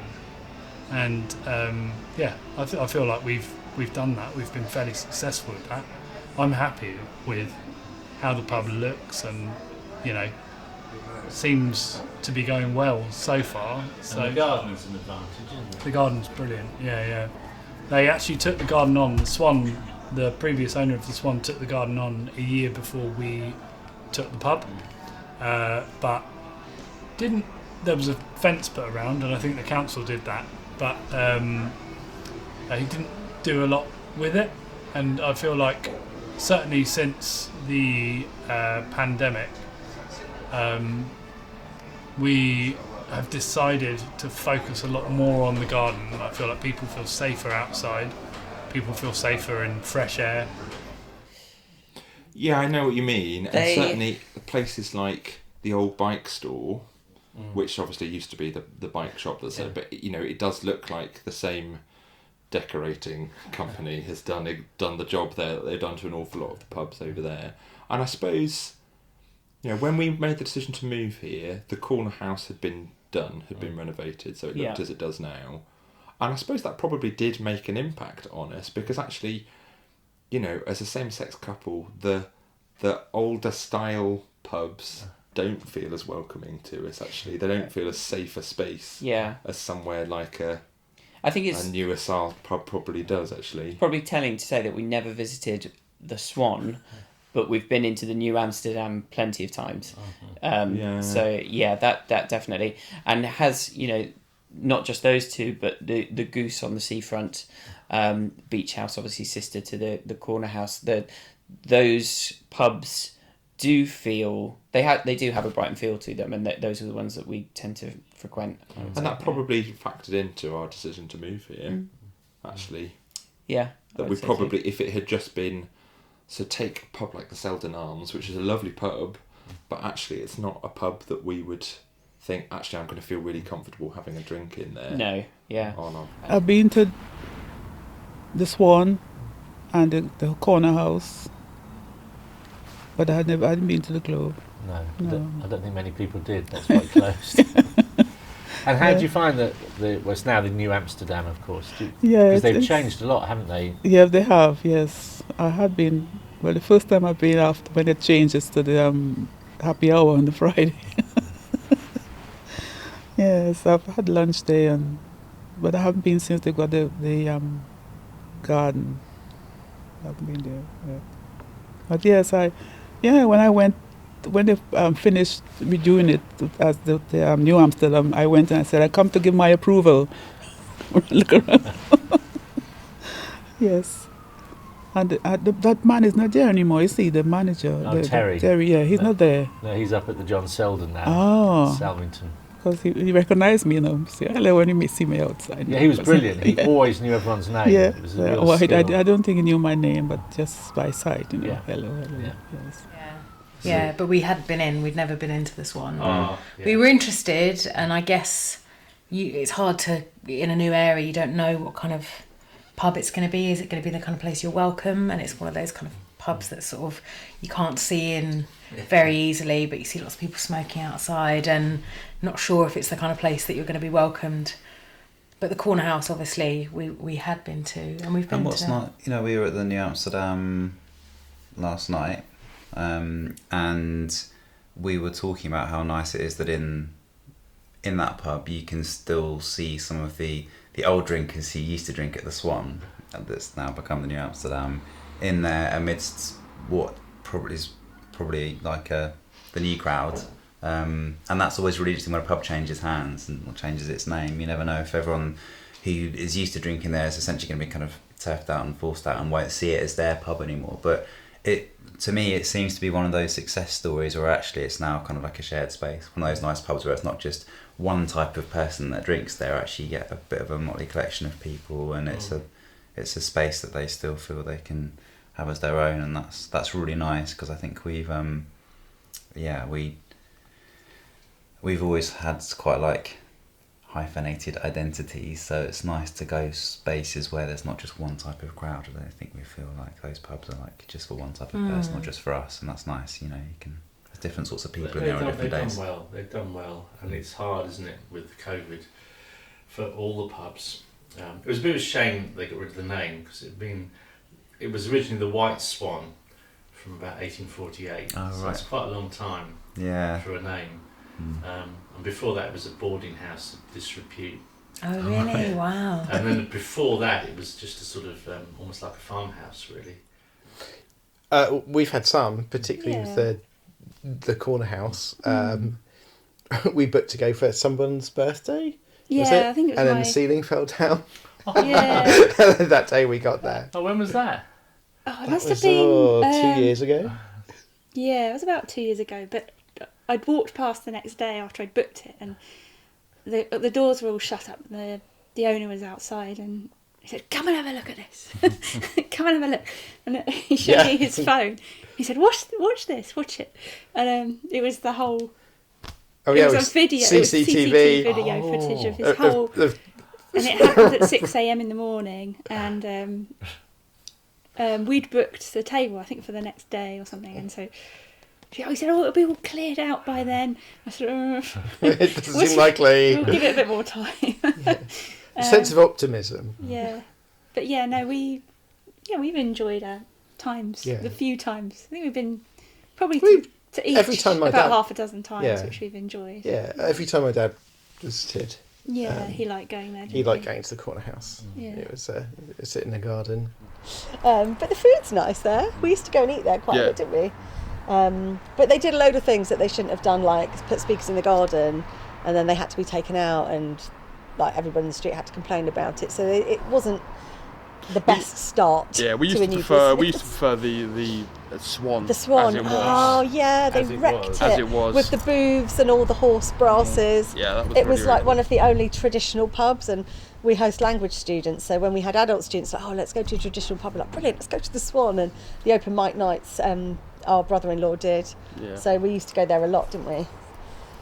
Yeah, so it was. We haven't been there nice. since they changed it. We haven't. No. No, I mean. Or have we been once? We've been once, maybe. I don't drink alcohol, so for me, kind of the pub side of it isn't really. It's an expensive can of Coke, essentially. Yeah, and I don't drink a lot, so we don't go to pubs much, do we? Shush, messy. Well, you've touched on a lot of. Actually, the Castle we liked. Oh, the Castle. Yeah, that's a great pub. It's a proper old boozer. That's sort of open very irregularly, isn't it? Yeah. Yeah. And they're really there's a real community spirit in there. We had a few like friends' birthday parties in there, didn't we? Yeah. And it was great. Really good. Darling. I didn't go to the Globe an awful lot. That was sort of I had a pretty close community really, so. But I didn't do the Anchor much, but I used to go to the Swan quite a bit, and they used to sort of do music nights and what have you as well. I used to quite recently do it still, and that was quite fun. And then, the one I used to go an awful lot before they did it in, basically, was the Selden Arms. It was a marvellous place, basically. And I used to get people who especially ex-graduates and what have you, young guys, used to meet there from Beecham's and Friday nights, and it was absolutely packed, fun. And the other place I used to go to was the Norfolk Arms on the corner. So I can't remember many people going there, so no wonder it disappeared, but it was a weird place. Never went to the Lennox though. Went there once. Yeah, I thought. Old men and Macca's. Yes.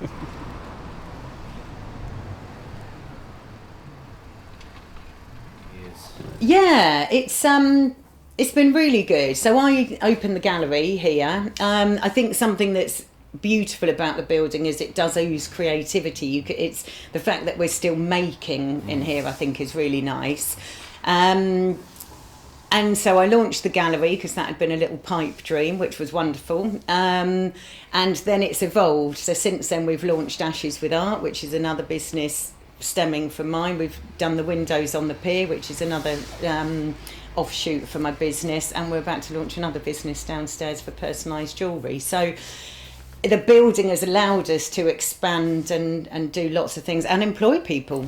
So that's great. We've got 4 full-time members of staff now, Wow. plus Danny and myself. So that's 6 people, which starting from just little old me is pretty good, really. Very, very so good. yeah, I'm quite proud.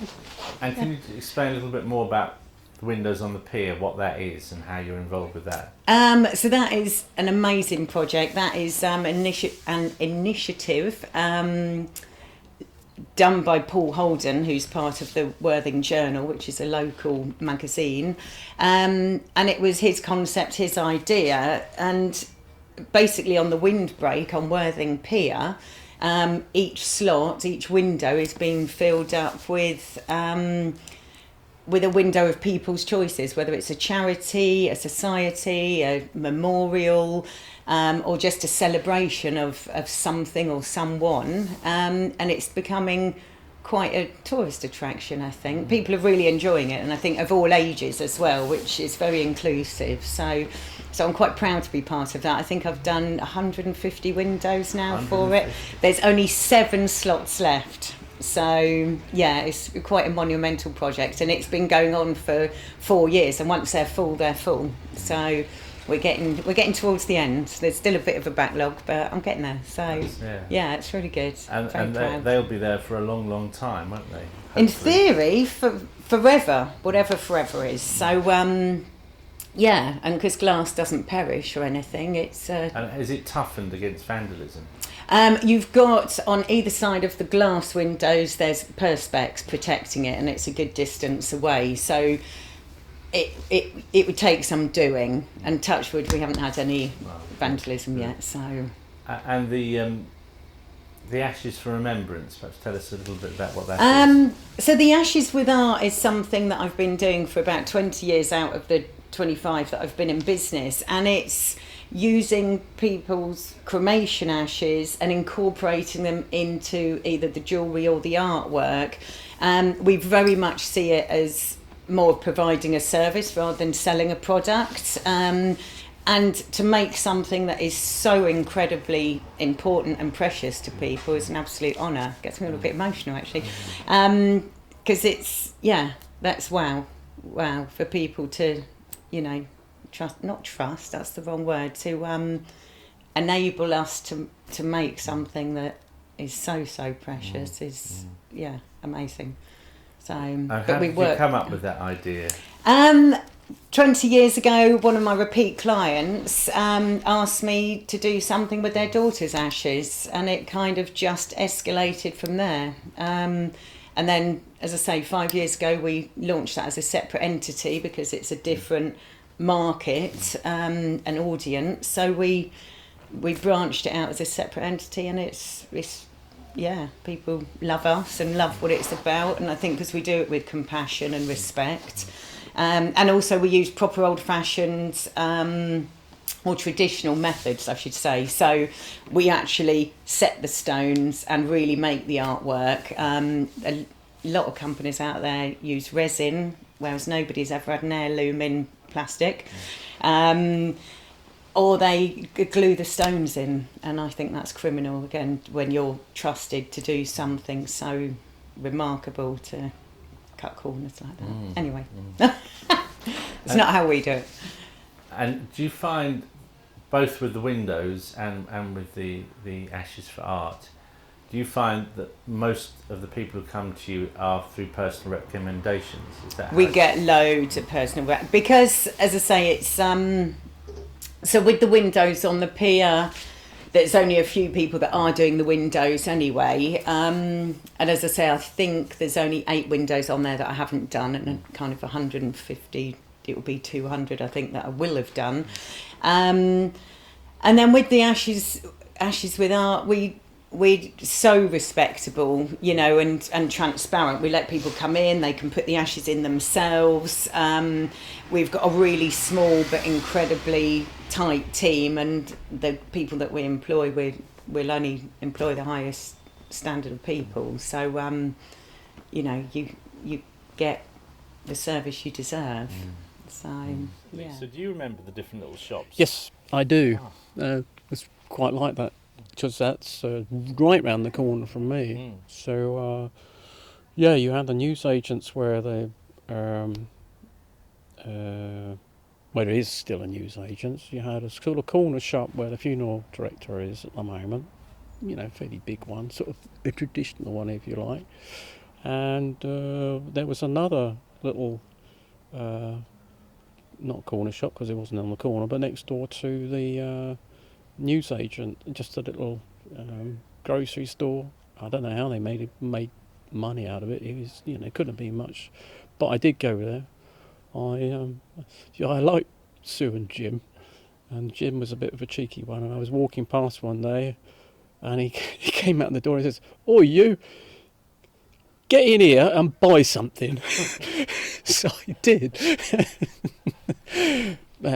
But obviously, yeah, they couldn't make that last.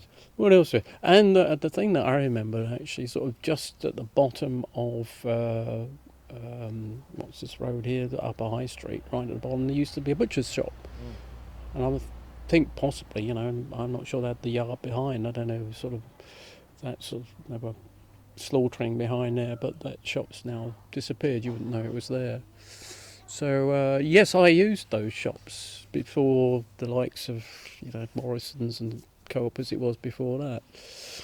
I quite liked that, and I was brought up in a shop, so somehow I had an affinity to, you know, that sort of thing as well.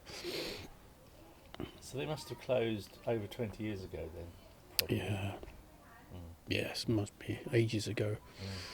Ages ago. I don't know. I can't remember. I can't track the time really. Over 20 years, I think it's safe to assume. Yeah, long gone. And you've not been here, so 15 years. Yeah, okay. None of them were. There's only ever been that corner shop. No. We've been here. No, yeah, there were. I can remember at least 3 shops there, and there's that weird. There was a specialist shoe shop just up near the castle as well. That was a bit odd. And you had the barbers until recently was still there, Yes. just down the Newlands Road. Yeah.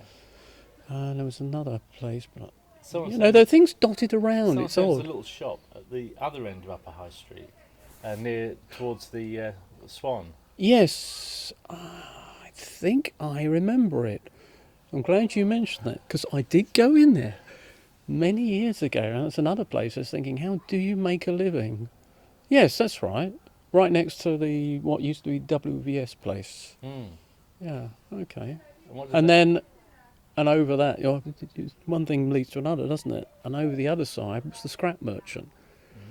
And that was a sort of wonderful place, you know, obviously been there for many a year. So. Right. But certainly at the bottom of the road, the forge was actually a forge with a blacksmith working in it. The Hollies was the WRVS office with the Meals on Wheels kitchen coming and going. And opposite them was Kennard's scrapyard. So all sorts of things were happening there. And it was a lovely old building, a lovely old stable building. I'm sure there are photographs of it. And then coming up there was the little newsagent shop, which was run by a Ugandan Asian family. Is there a convenience of shopping here? Oh, completely. You know, you're just plonked straight in the centre of 3 within 5 minutes. We're a bit spoiled with that. So, yes, you were saying we don't use the car so much. You don't even need to do that for shopping. You just pop down Waitrose, Lidl's, Morrison's. So, yes, it's a really convenient place to live. Do you use the little corner shop at all? Sometimes, yeah. Not often. No, very rarely, really. Just emergencies. When supermarkets are closed late at night, maybe. Yeah. Not very much, but it's nice to have it there. Well, So when we were first here, we had butchers at the bottom. Oh, really? Yeah, there Well, was where the the butchers. funeral director now Yeah, is. well, just up from the funeral director was a corner shop, so that was like a convenience Yeah. store, a sweet shop, and all sorts of things in there. Next to him, where they've got it's a house now actually. So the first house up from where they put the funeral vans, that was a butcher's. We had. There's a funny little feature on the roof of it, isn't it? It's where they used to cure bacon and stuff, Okay. which is now part of the funeral directors. So when did that go then? Oh gosh. 20 years ago? At least 20, might have even been a bit more than that. Then we had a greengrocer's around the corner as well. And To the right. yes, next to where you got the corner shop, and there was that was a newsagent's, and then there was a greengrocer's next to that. Was there a laundrette? No, maybe I've made that up. I've made that up. There was a corner shop.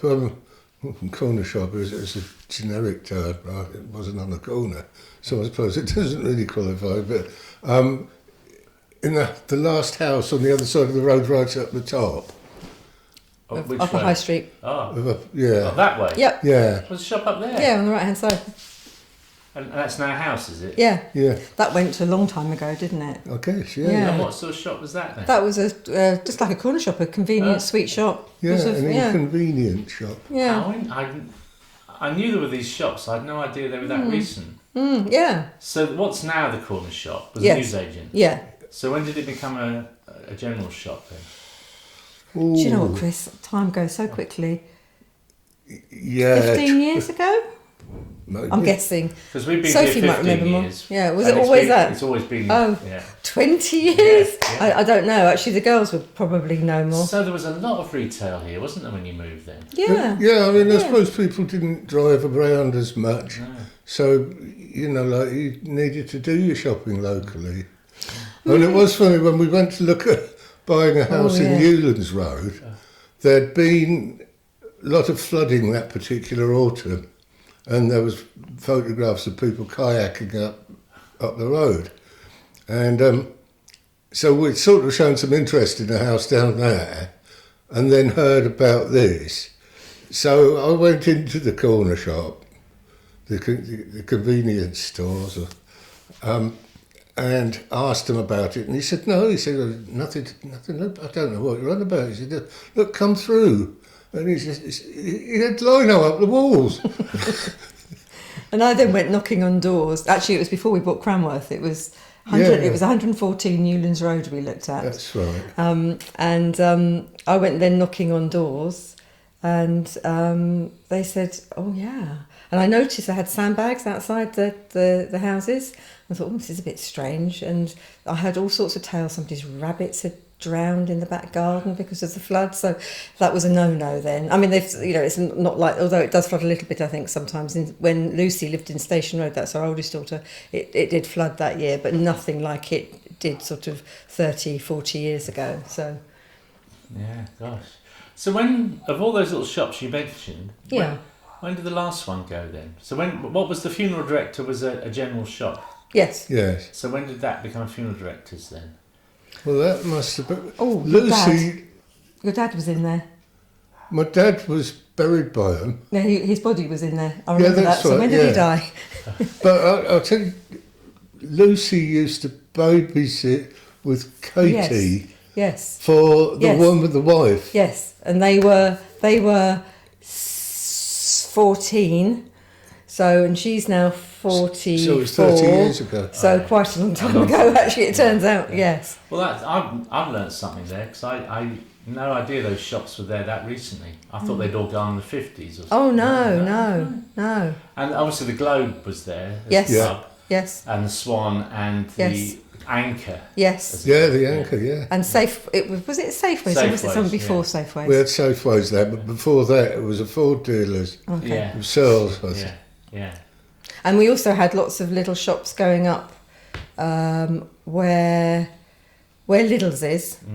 There was a row of shops going up there, weren't there? There was that Patty and Paul shop up there, wasn't there? And there was the fish and chip shop. Yeah. And the old second-hand bookshop. Yeah. And they were all demolished in, I think, Early Mid-80s. 80s? Yeah. Well, that must have been when they put that road in there. Yeah, the dual carriageway to nowhere. Yeah. Yes. Yeah, that's the one.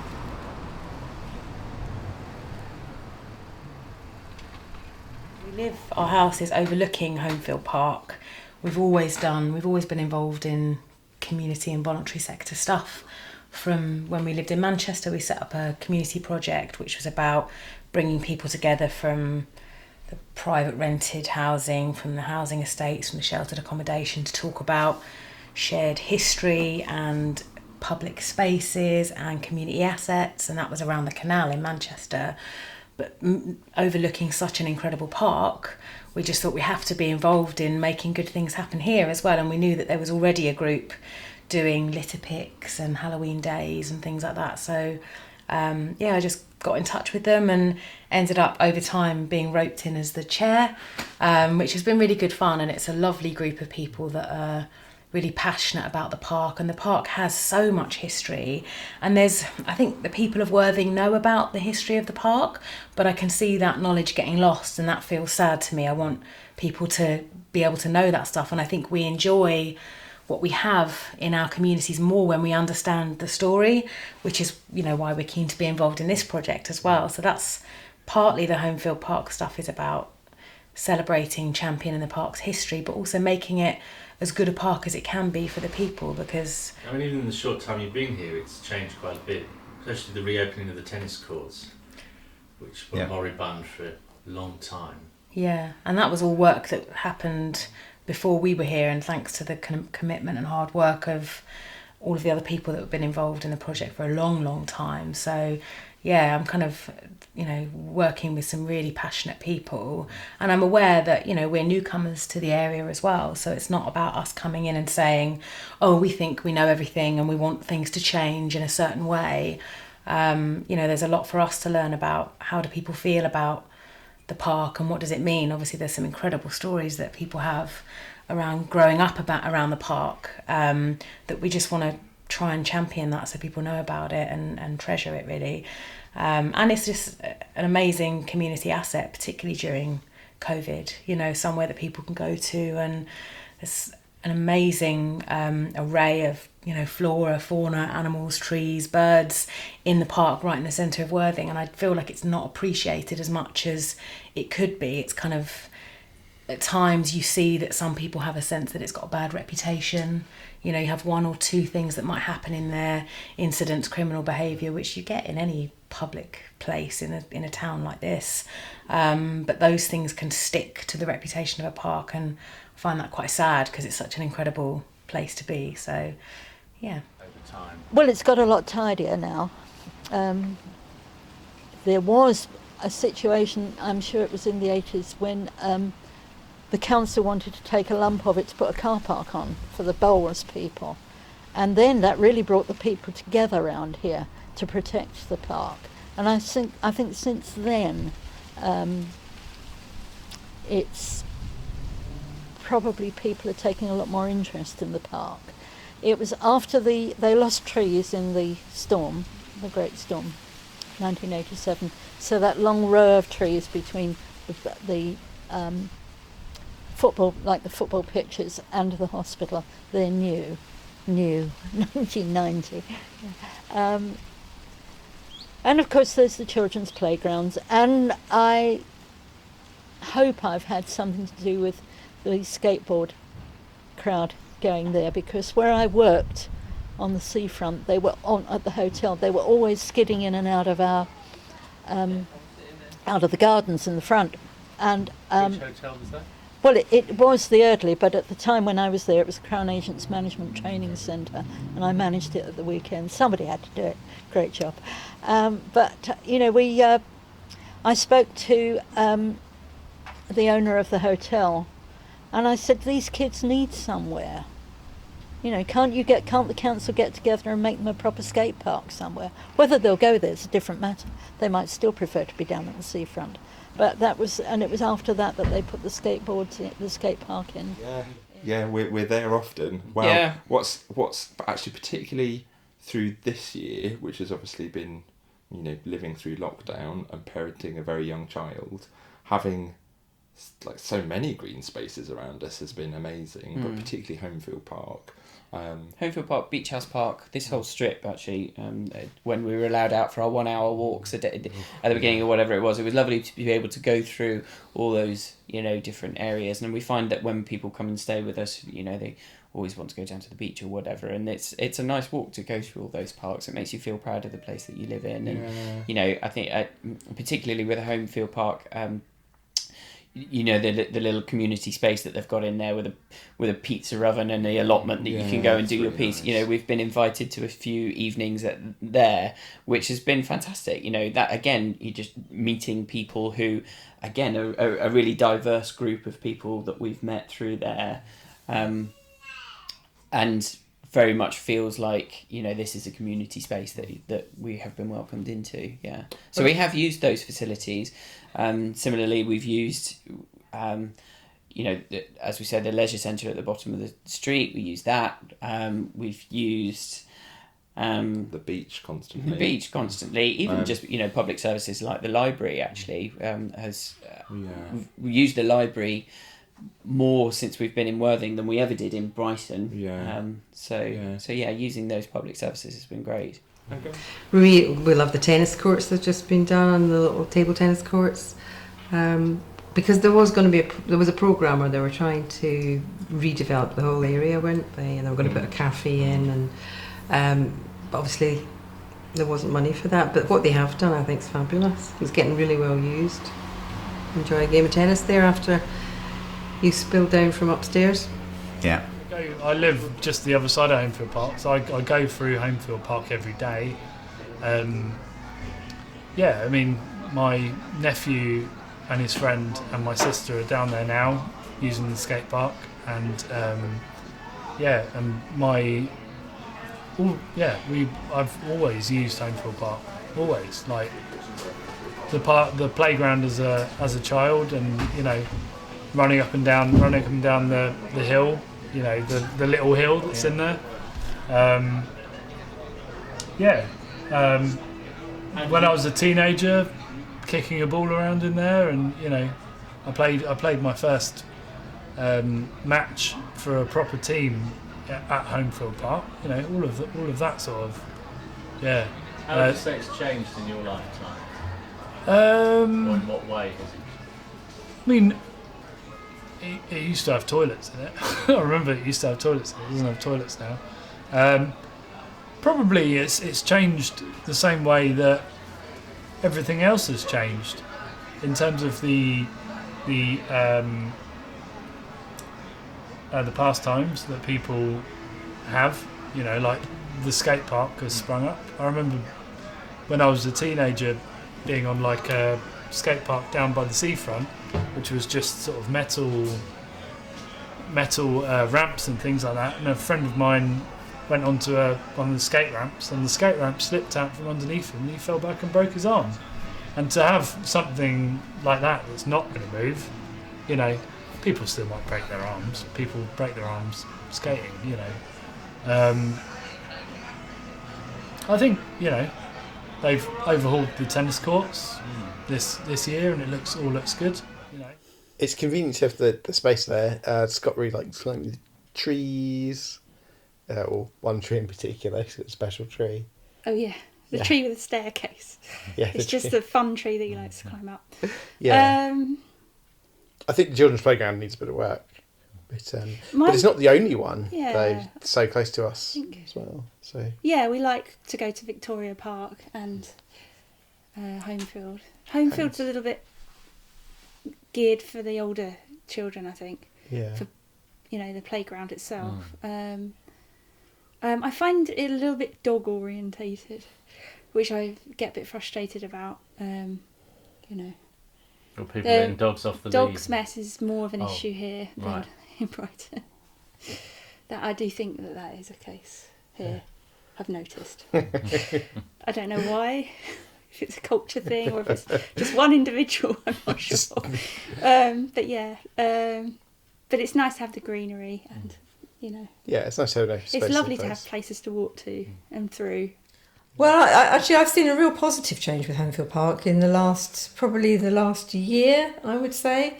I mean, there's been a lot of bad press about Homefield Park, and there's certainly been a lot of difficulties. Yeah, it's not been unjustified, No, has it? no, it hasn't. No, and working in school, obviously, you know, we know what's going on, and you know, we have links with, with the police, etc., with what's going on. But I think there's a lot more. Since lockdown, a lot more families use Homefield Park, which has been lovely to see. The hospital staff have always used it at lunchtime, so that's really nice. The tennis courts are really well used now, used by dog walkers, and the skate park is really popular. And not our youngest now, but one of our grandchildren goes over there for skate club on a Saturday morning. So I can see positive changes in Homefield Park at the moment.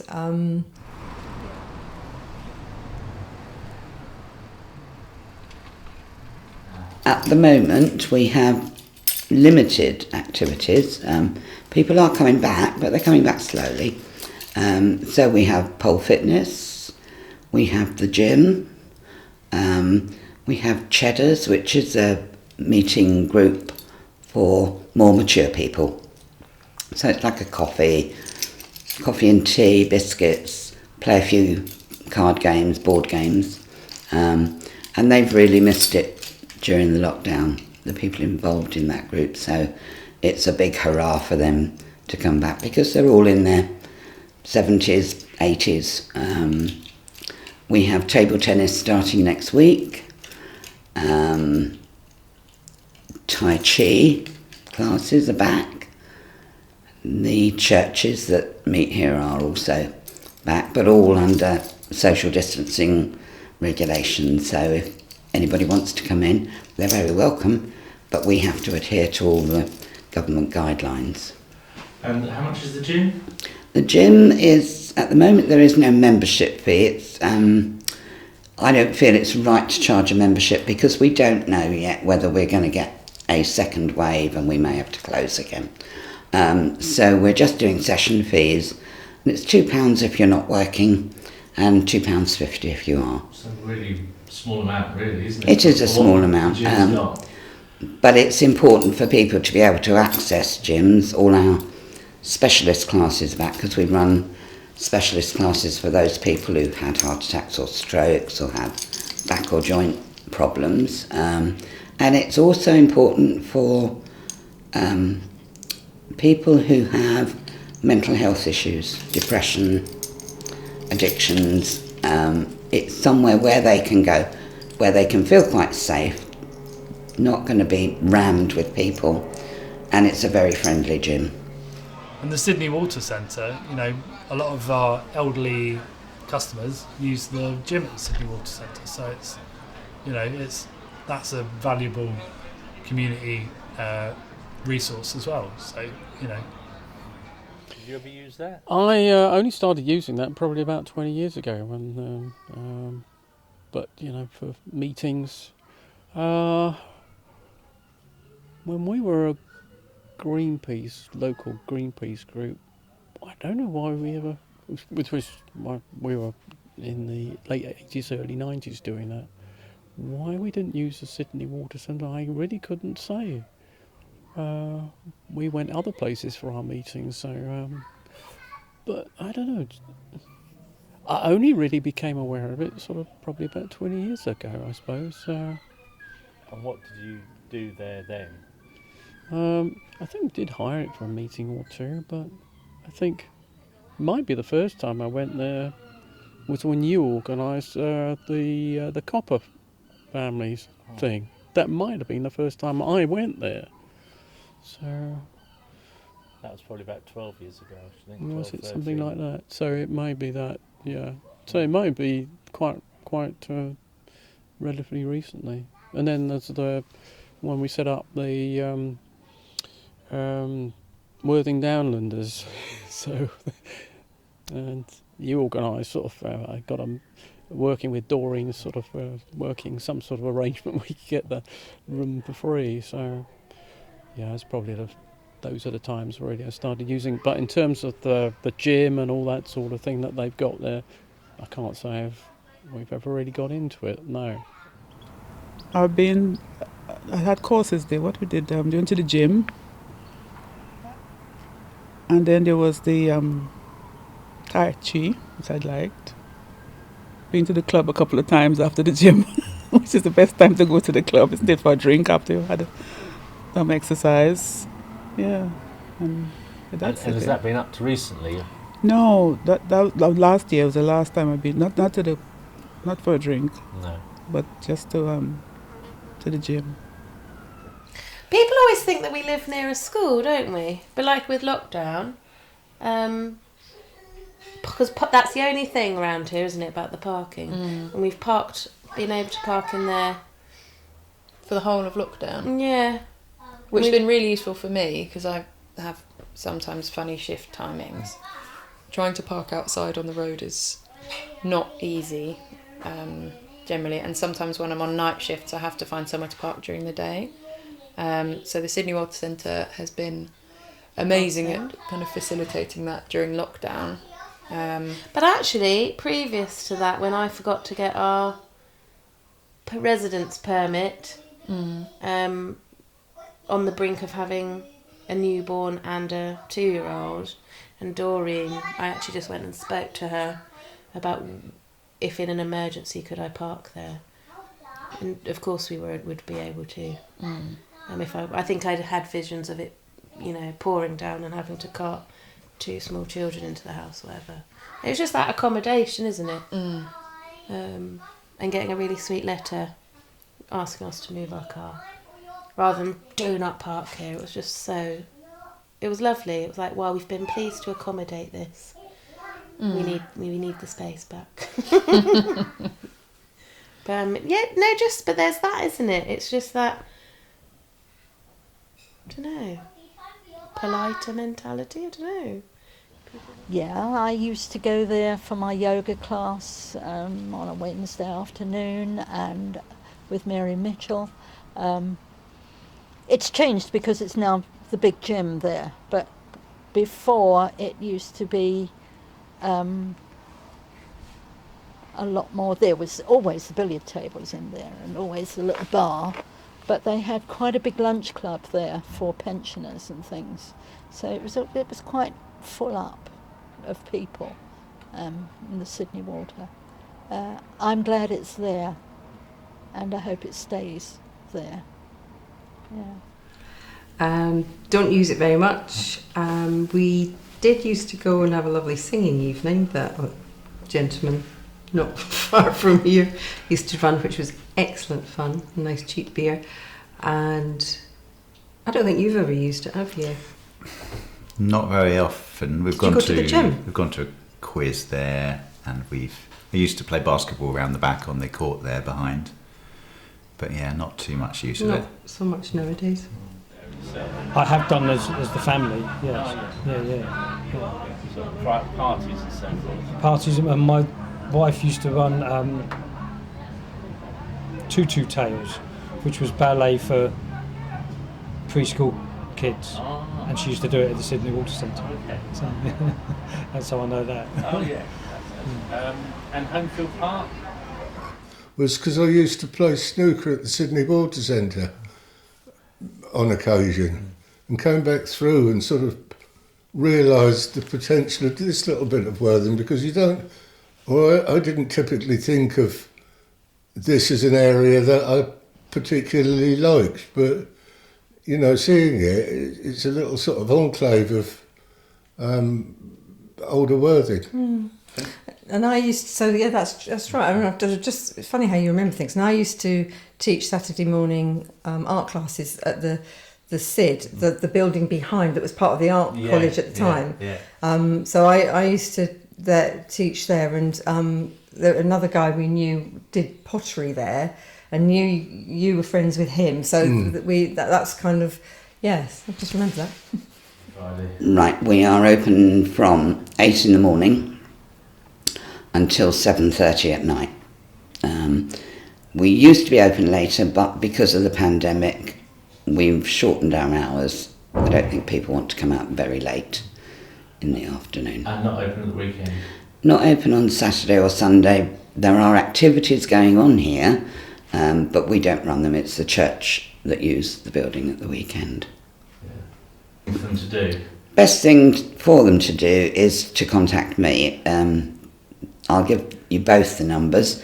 The main number, landline number here, is 01903 209 960, or they can ring me on my mobile, which is 077 594 2324. I don't mind what time of day or night, although not too early in the morning. And people presumably are welcome to come and have a look and see. Yeah, absolutely. I think people should come in and walk around. This is an interesting building without the activities that go on here. I think that, that if they come and look at all the architecture in here and realise this building is over 100 years old, it's got a lot of history. Yeah.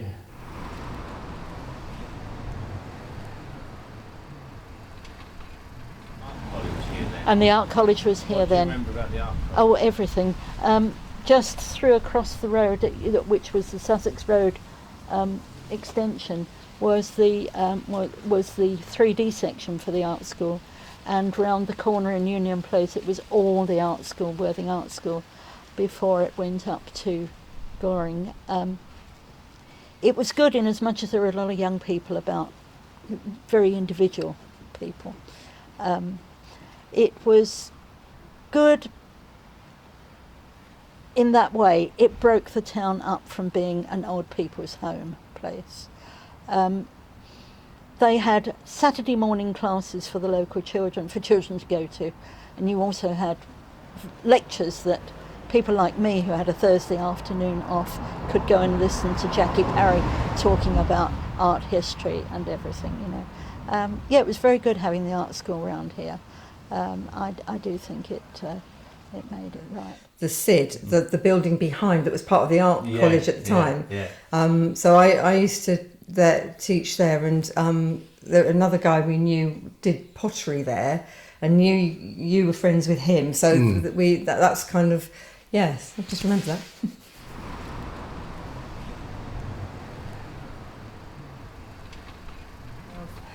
We had Sophie by then, and we moved to this house in 1987 on the day of the big storm night. So tell us about that. That was quite an experience. We thought that this was just the way the house sounded, because we'd come from quite a dear little terraced house. So we were quite insulated, and this obviously was a bigger house and had more windows, and all the noises we heard we just thought was just the house making different noises. Yeah, it was when the slates started coming off next door's roof that we began to think something might be a little more amiss. Yeah. But and we lost. There was we have a flat bit of the roof at the top of the house, and which was a big area of lead, and that flew off. It turned out and landed in. Did we ever find it? It just disappeared. Yeah, it just disappeared. Don't know. Yeah. Oh, you never found it? No, never found it. Well, someone probably nabbed it for a penny or two. Yeah. So that was all. I guess it was quite an interesting initiation. As we were saying, we came here on the day of the great storm, and Homefield Park was full of loads of lovely trees, and lots of them blew down there. That was very sad that day. I remember pushing Sophie through in the pushchair, and there were trees just down there, some big, beautiful ancient trees. I mean, it's coming back. It'll never be the same because I guess it will be in 50, 100 years' time. But there were much nicer trees. There was a lot more trees there, weren't there? Yeah. But no, I mean, apart from seeing the odd little posse of county line dealers who frequent the area from time to time. A lot of the roofs were still slate, so still grey slate.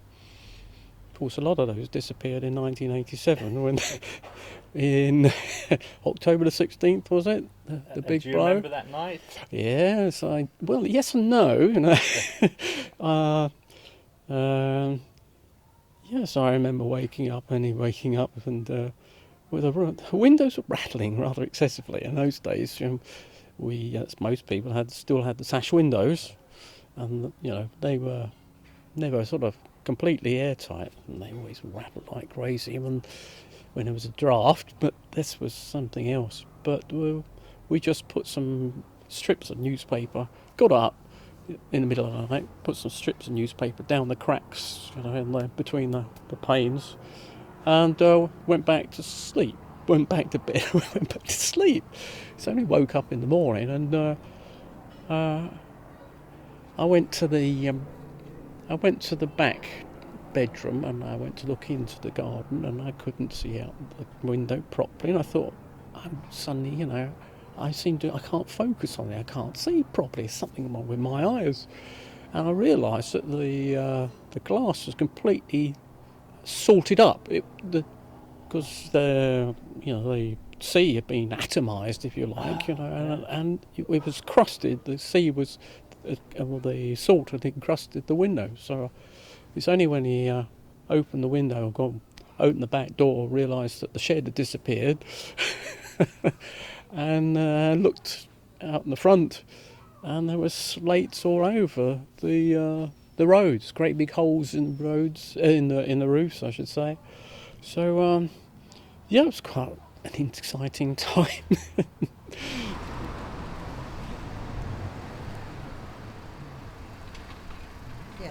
And you were telling me you remembered there was the fire in Sussex Road. Yep. Yeah, your house. Yes, our house. Yeah. Well, it was blazing away nicely, and the fire brigade was there. Was this in the daytime? No, it was about 9 o'clock at night, I think, something like that, because it was still up, so it couldn't have been that late. But the fire brigade were there, and they opened the door, the front door, which of course supplied more oxygen to the fire, which just went whoomp, and it blew all the front windows out and everything. Wow. Yeah, and that wasn't long after we moved in, was it? No. So it was quite an eventful few weeks, actually. So it was that autumn, was it? Yeah. Couldn't tell you, was it? Yeah, it was. It wasn't very long after we'd moved in. And were there a lot of people gathering to watch the blaze? Yes, there were, yes. And the smell, I remember the smell lingered for a long time afterwards. A burning house makes a peculiar smell, doesn't it? Yeah, and we didn't know anybody really. We knew Mel and Frank, who lived at the end of Sussex Road, but we didn't really know anybody at all round here because we were the newbies then.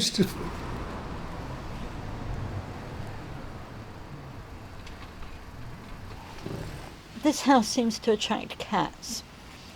I think we had somebody living here who was very, very, very good with cats. So I think we had a lot of stray cats, and one little black and white one. But there was one black and white tomcat, who insisted that he lived here.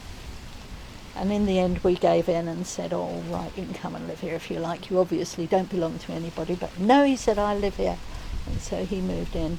And he was a very lovely cat, and we liked him very much.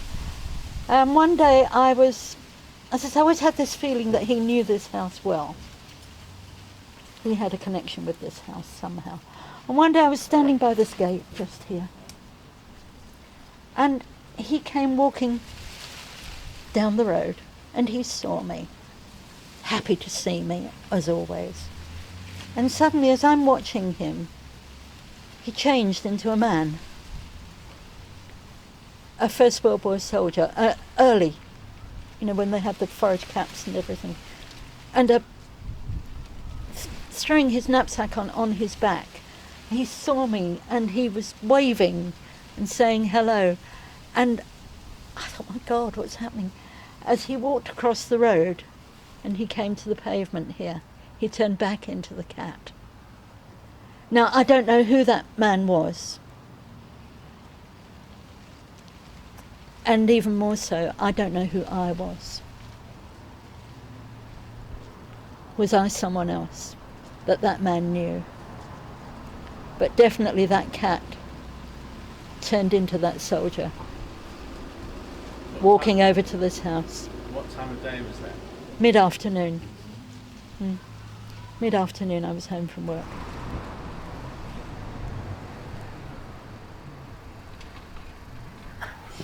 I'm categorically not moving anywhere in the future. Are we? We No. found the ideal house and the ideal place. Yes. I think Homefield Park could, if there was a nice cafe in there, that would be a nice asset to have. It would be, but I mean, I love going down to Palm Court Cafe. Yeah. Which is 5 minutes walk as well. So. I mean, we are on a walk through late at night. People been to the pubs or the clubs because of the Ivy Arch, the tunnel up the end there. We get lots of passing pedestrian traffic late at night, who sometimes can be a bit worse for wear and a bit. They leave us little presents sometimes. Yeah, get beer cans thrown over the hedge and things like that. But it's a price worth paying for being somewhere so local. So maybe if they blocked up the tunnel there, that would help. No, we like the tunnel because that gets us up to the hills. That's true. But it's improved a lot since the Globe's not been there, because there used to be a pub either end of the street, so people were making their way back and forth. Yeah, I think for the long term, really. I mean, it feels scary saying that, because it is very different from anywhere we've ever lived before, and we do still have to work to feel like this is home. But we've only been here 2 years. But yeah, I think for the long term, I think that's the plan. Now that Ida's started school here, I'd be pretty loath to move her out of that school. No, that would be, she would pay the price for that disruption. So I don't think we would want to do that. And I work from home and I kind of work quite flexibly. So I'm not particularly, in some ways, I'm not tied to Worthing for my job. In the way that you are, your work is very locally based at the town hall. But yeah, I think it's been a busy 2 years in this house. We kind of almost got to know the people who lived here before, which was really nice, and we've become really attached to this house the more we've learnt about it and the more bits of history we've uncovered as we've kind of redecorated and painted and actually we've had a fair bit of work done on the house because it hadn't really had much done to it for about 30 years, so lots needed doing. That was a really big process to go through with a little kid, and so now most of that work is now done. It sounds very kind of mundane, but actually it's been quite a busy 2 years, and we're now in a really nice house that I think we want to just enjoy it as well, so there's that factor too in my mind. Yeah, we've been here for bit over 2 years, but we've not had the space, particularly with COVID as well, to be able to really settle in. But the settling in we have done has been wonderful, so we know that there's so much more to Worthing. And I mean, it feels weird saying that for me, because I feel like, because of my job, I know everybody there is to know who's doing stuff and saying things in Worthing, which is obviously an exaggeration, but I feel really well connected here in a very short space of time. And you're quite happy staying here? I am. Yeah. Yes, I have no reason to move. Not at all. Yeah, quite happy. Yeah. Probably for the next 3 years. Yeah, I mean, at least. we don't like, with current climates, both economic and pandemic, we don't really kind of want to plan too far ahead, because no doubt one that will change and suddenly it's all going that way. But I mean, yeah, I've got ties here. I'll always have my family here. My family are never going to leave this area, so yeah, we might move maybe slightly further afield, just depending on house prices and stuff like that. But yeah, most likely we'll stay. We've chatted to the guys at the Corner House about the possibility of having the end of High Street as you go towards the roundabout, of having a raised road through that is closed at weekends to use the outside space there a lot more. It's not a busy part of the road. It wouldn't affect access to the NHS facility across the road, Monday to Friday. It's offices. Getting it past the council and the residents' associations would probably be difficult, but it's something that would make the area, us, the Corner House, probably help out the guys next door at the Forge Gallery as well, in terms of bringing business and making this part of the town a destination. It's a really historic part of the town, you know, and making this part of the town a destination for people who like drinks and like to have a good time and like good food, you know. In the way, the transformation of this pub and the corner house collectively has had quite I mean, a big impact, isn't it? I will admit that they were a big inspiration for us, those guys.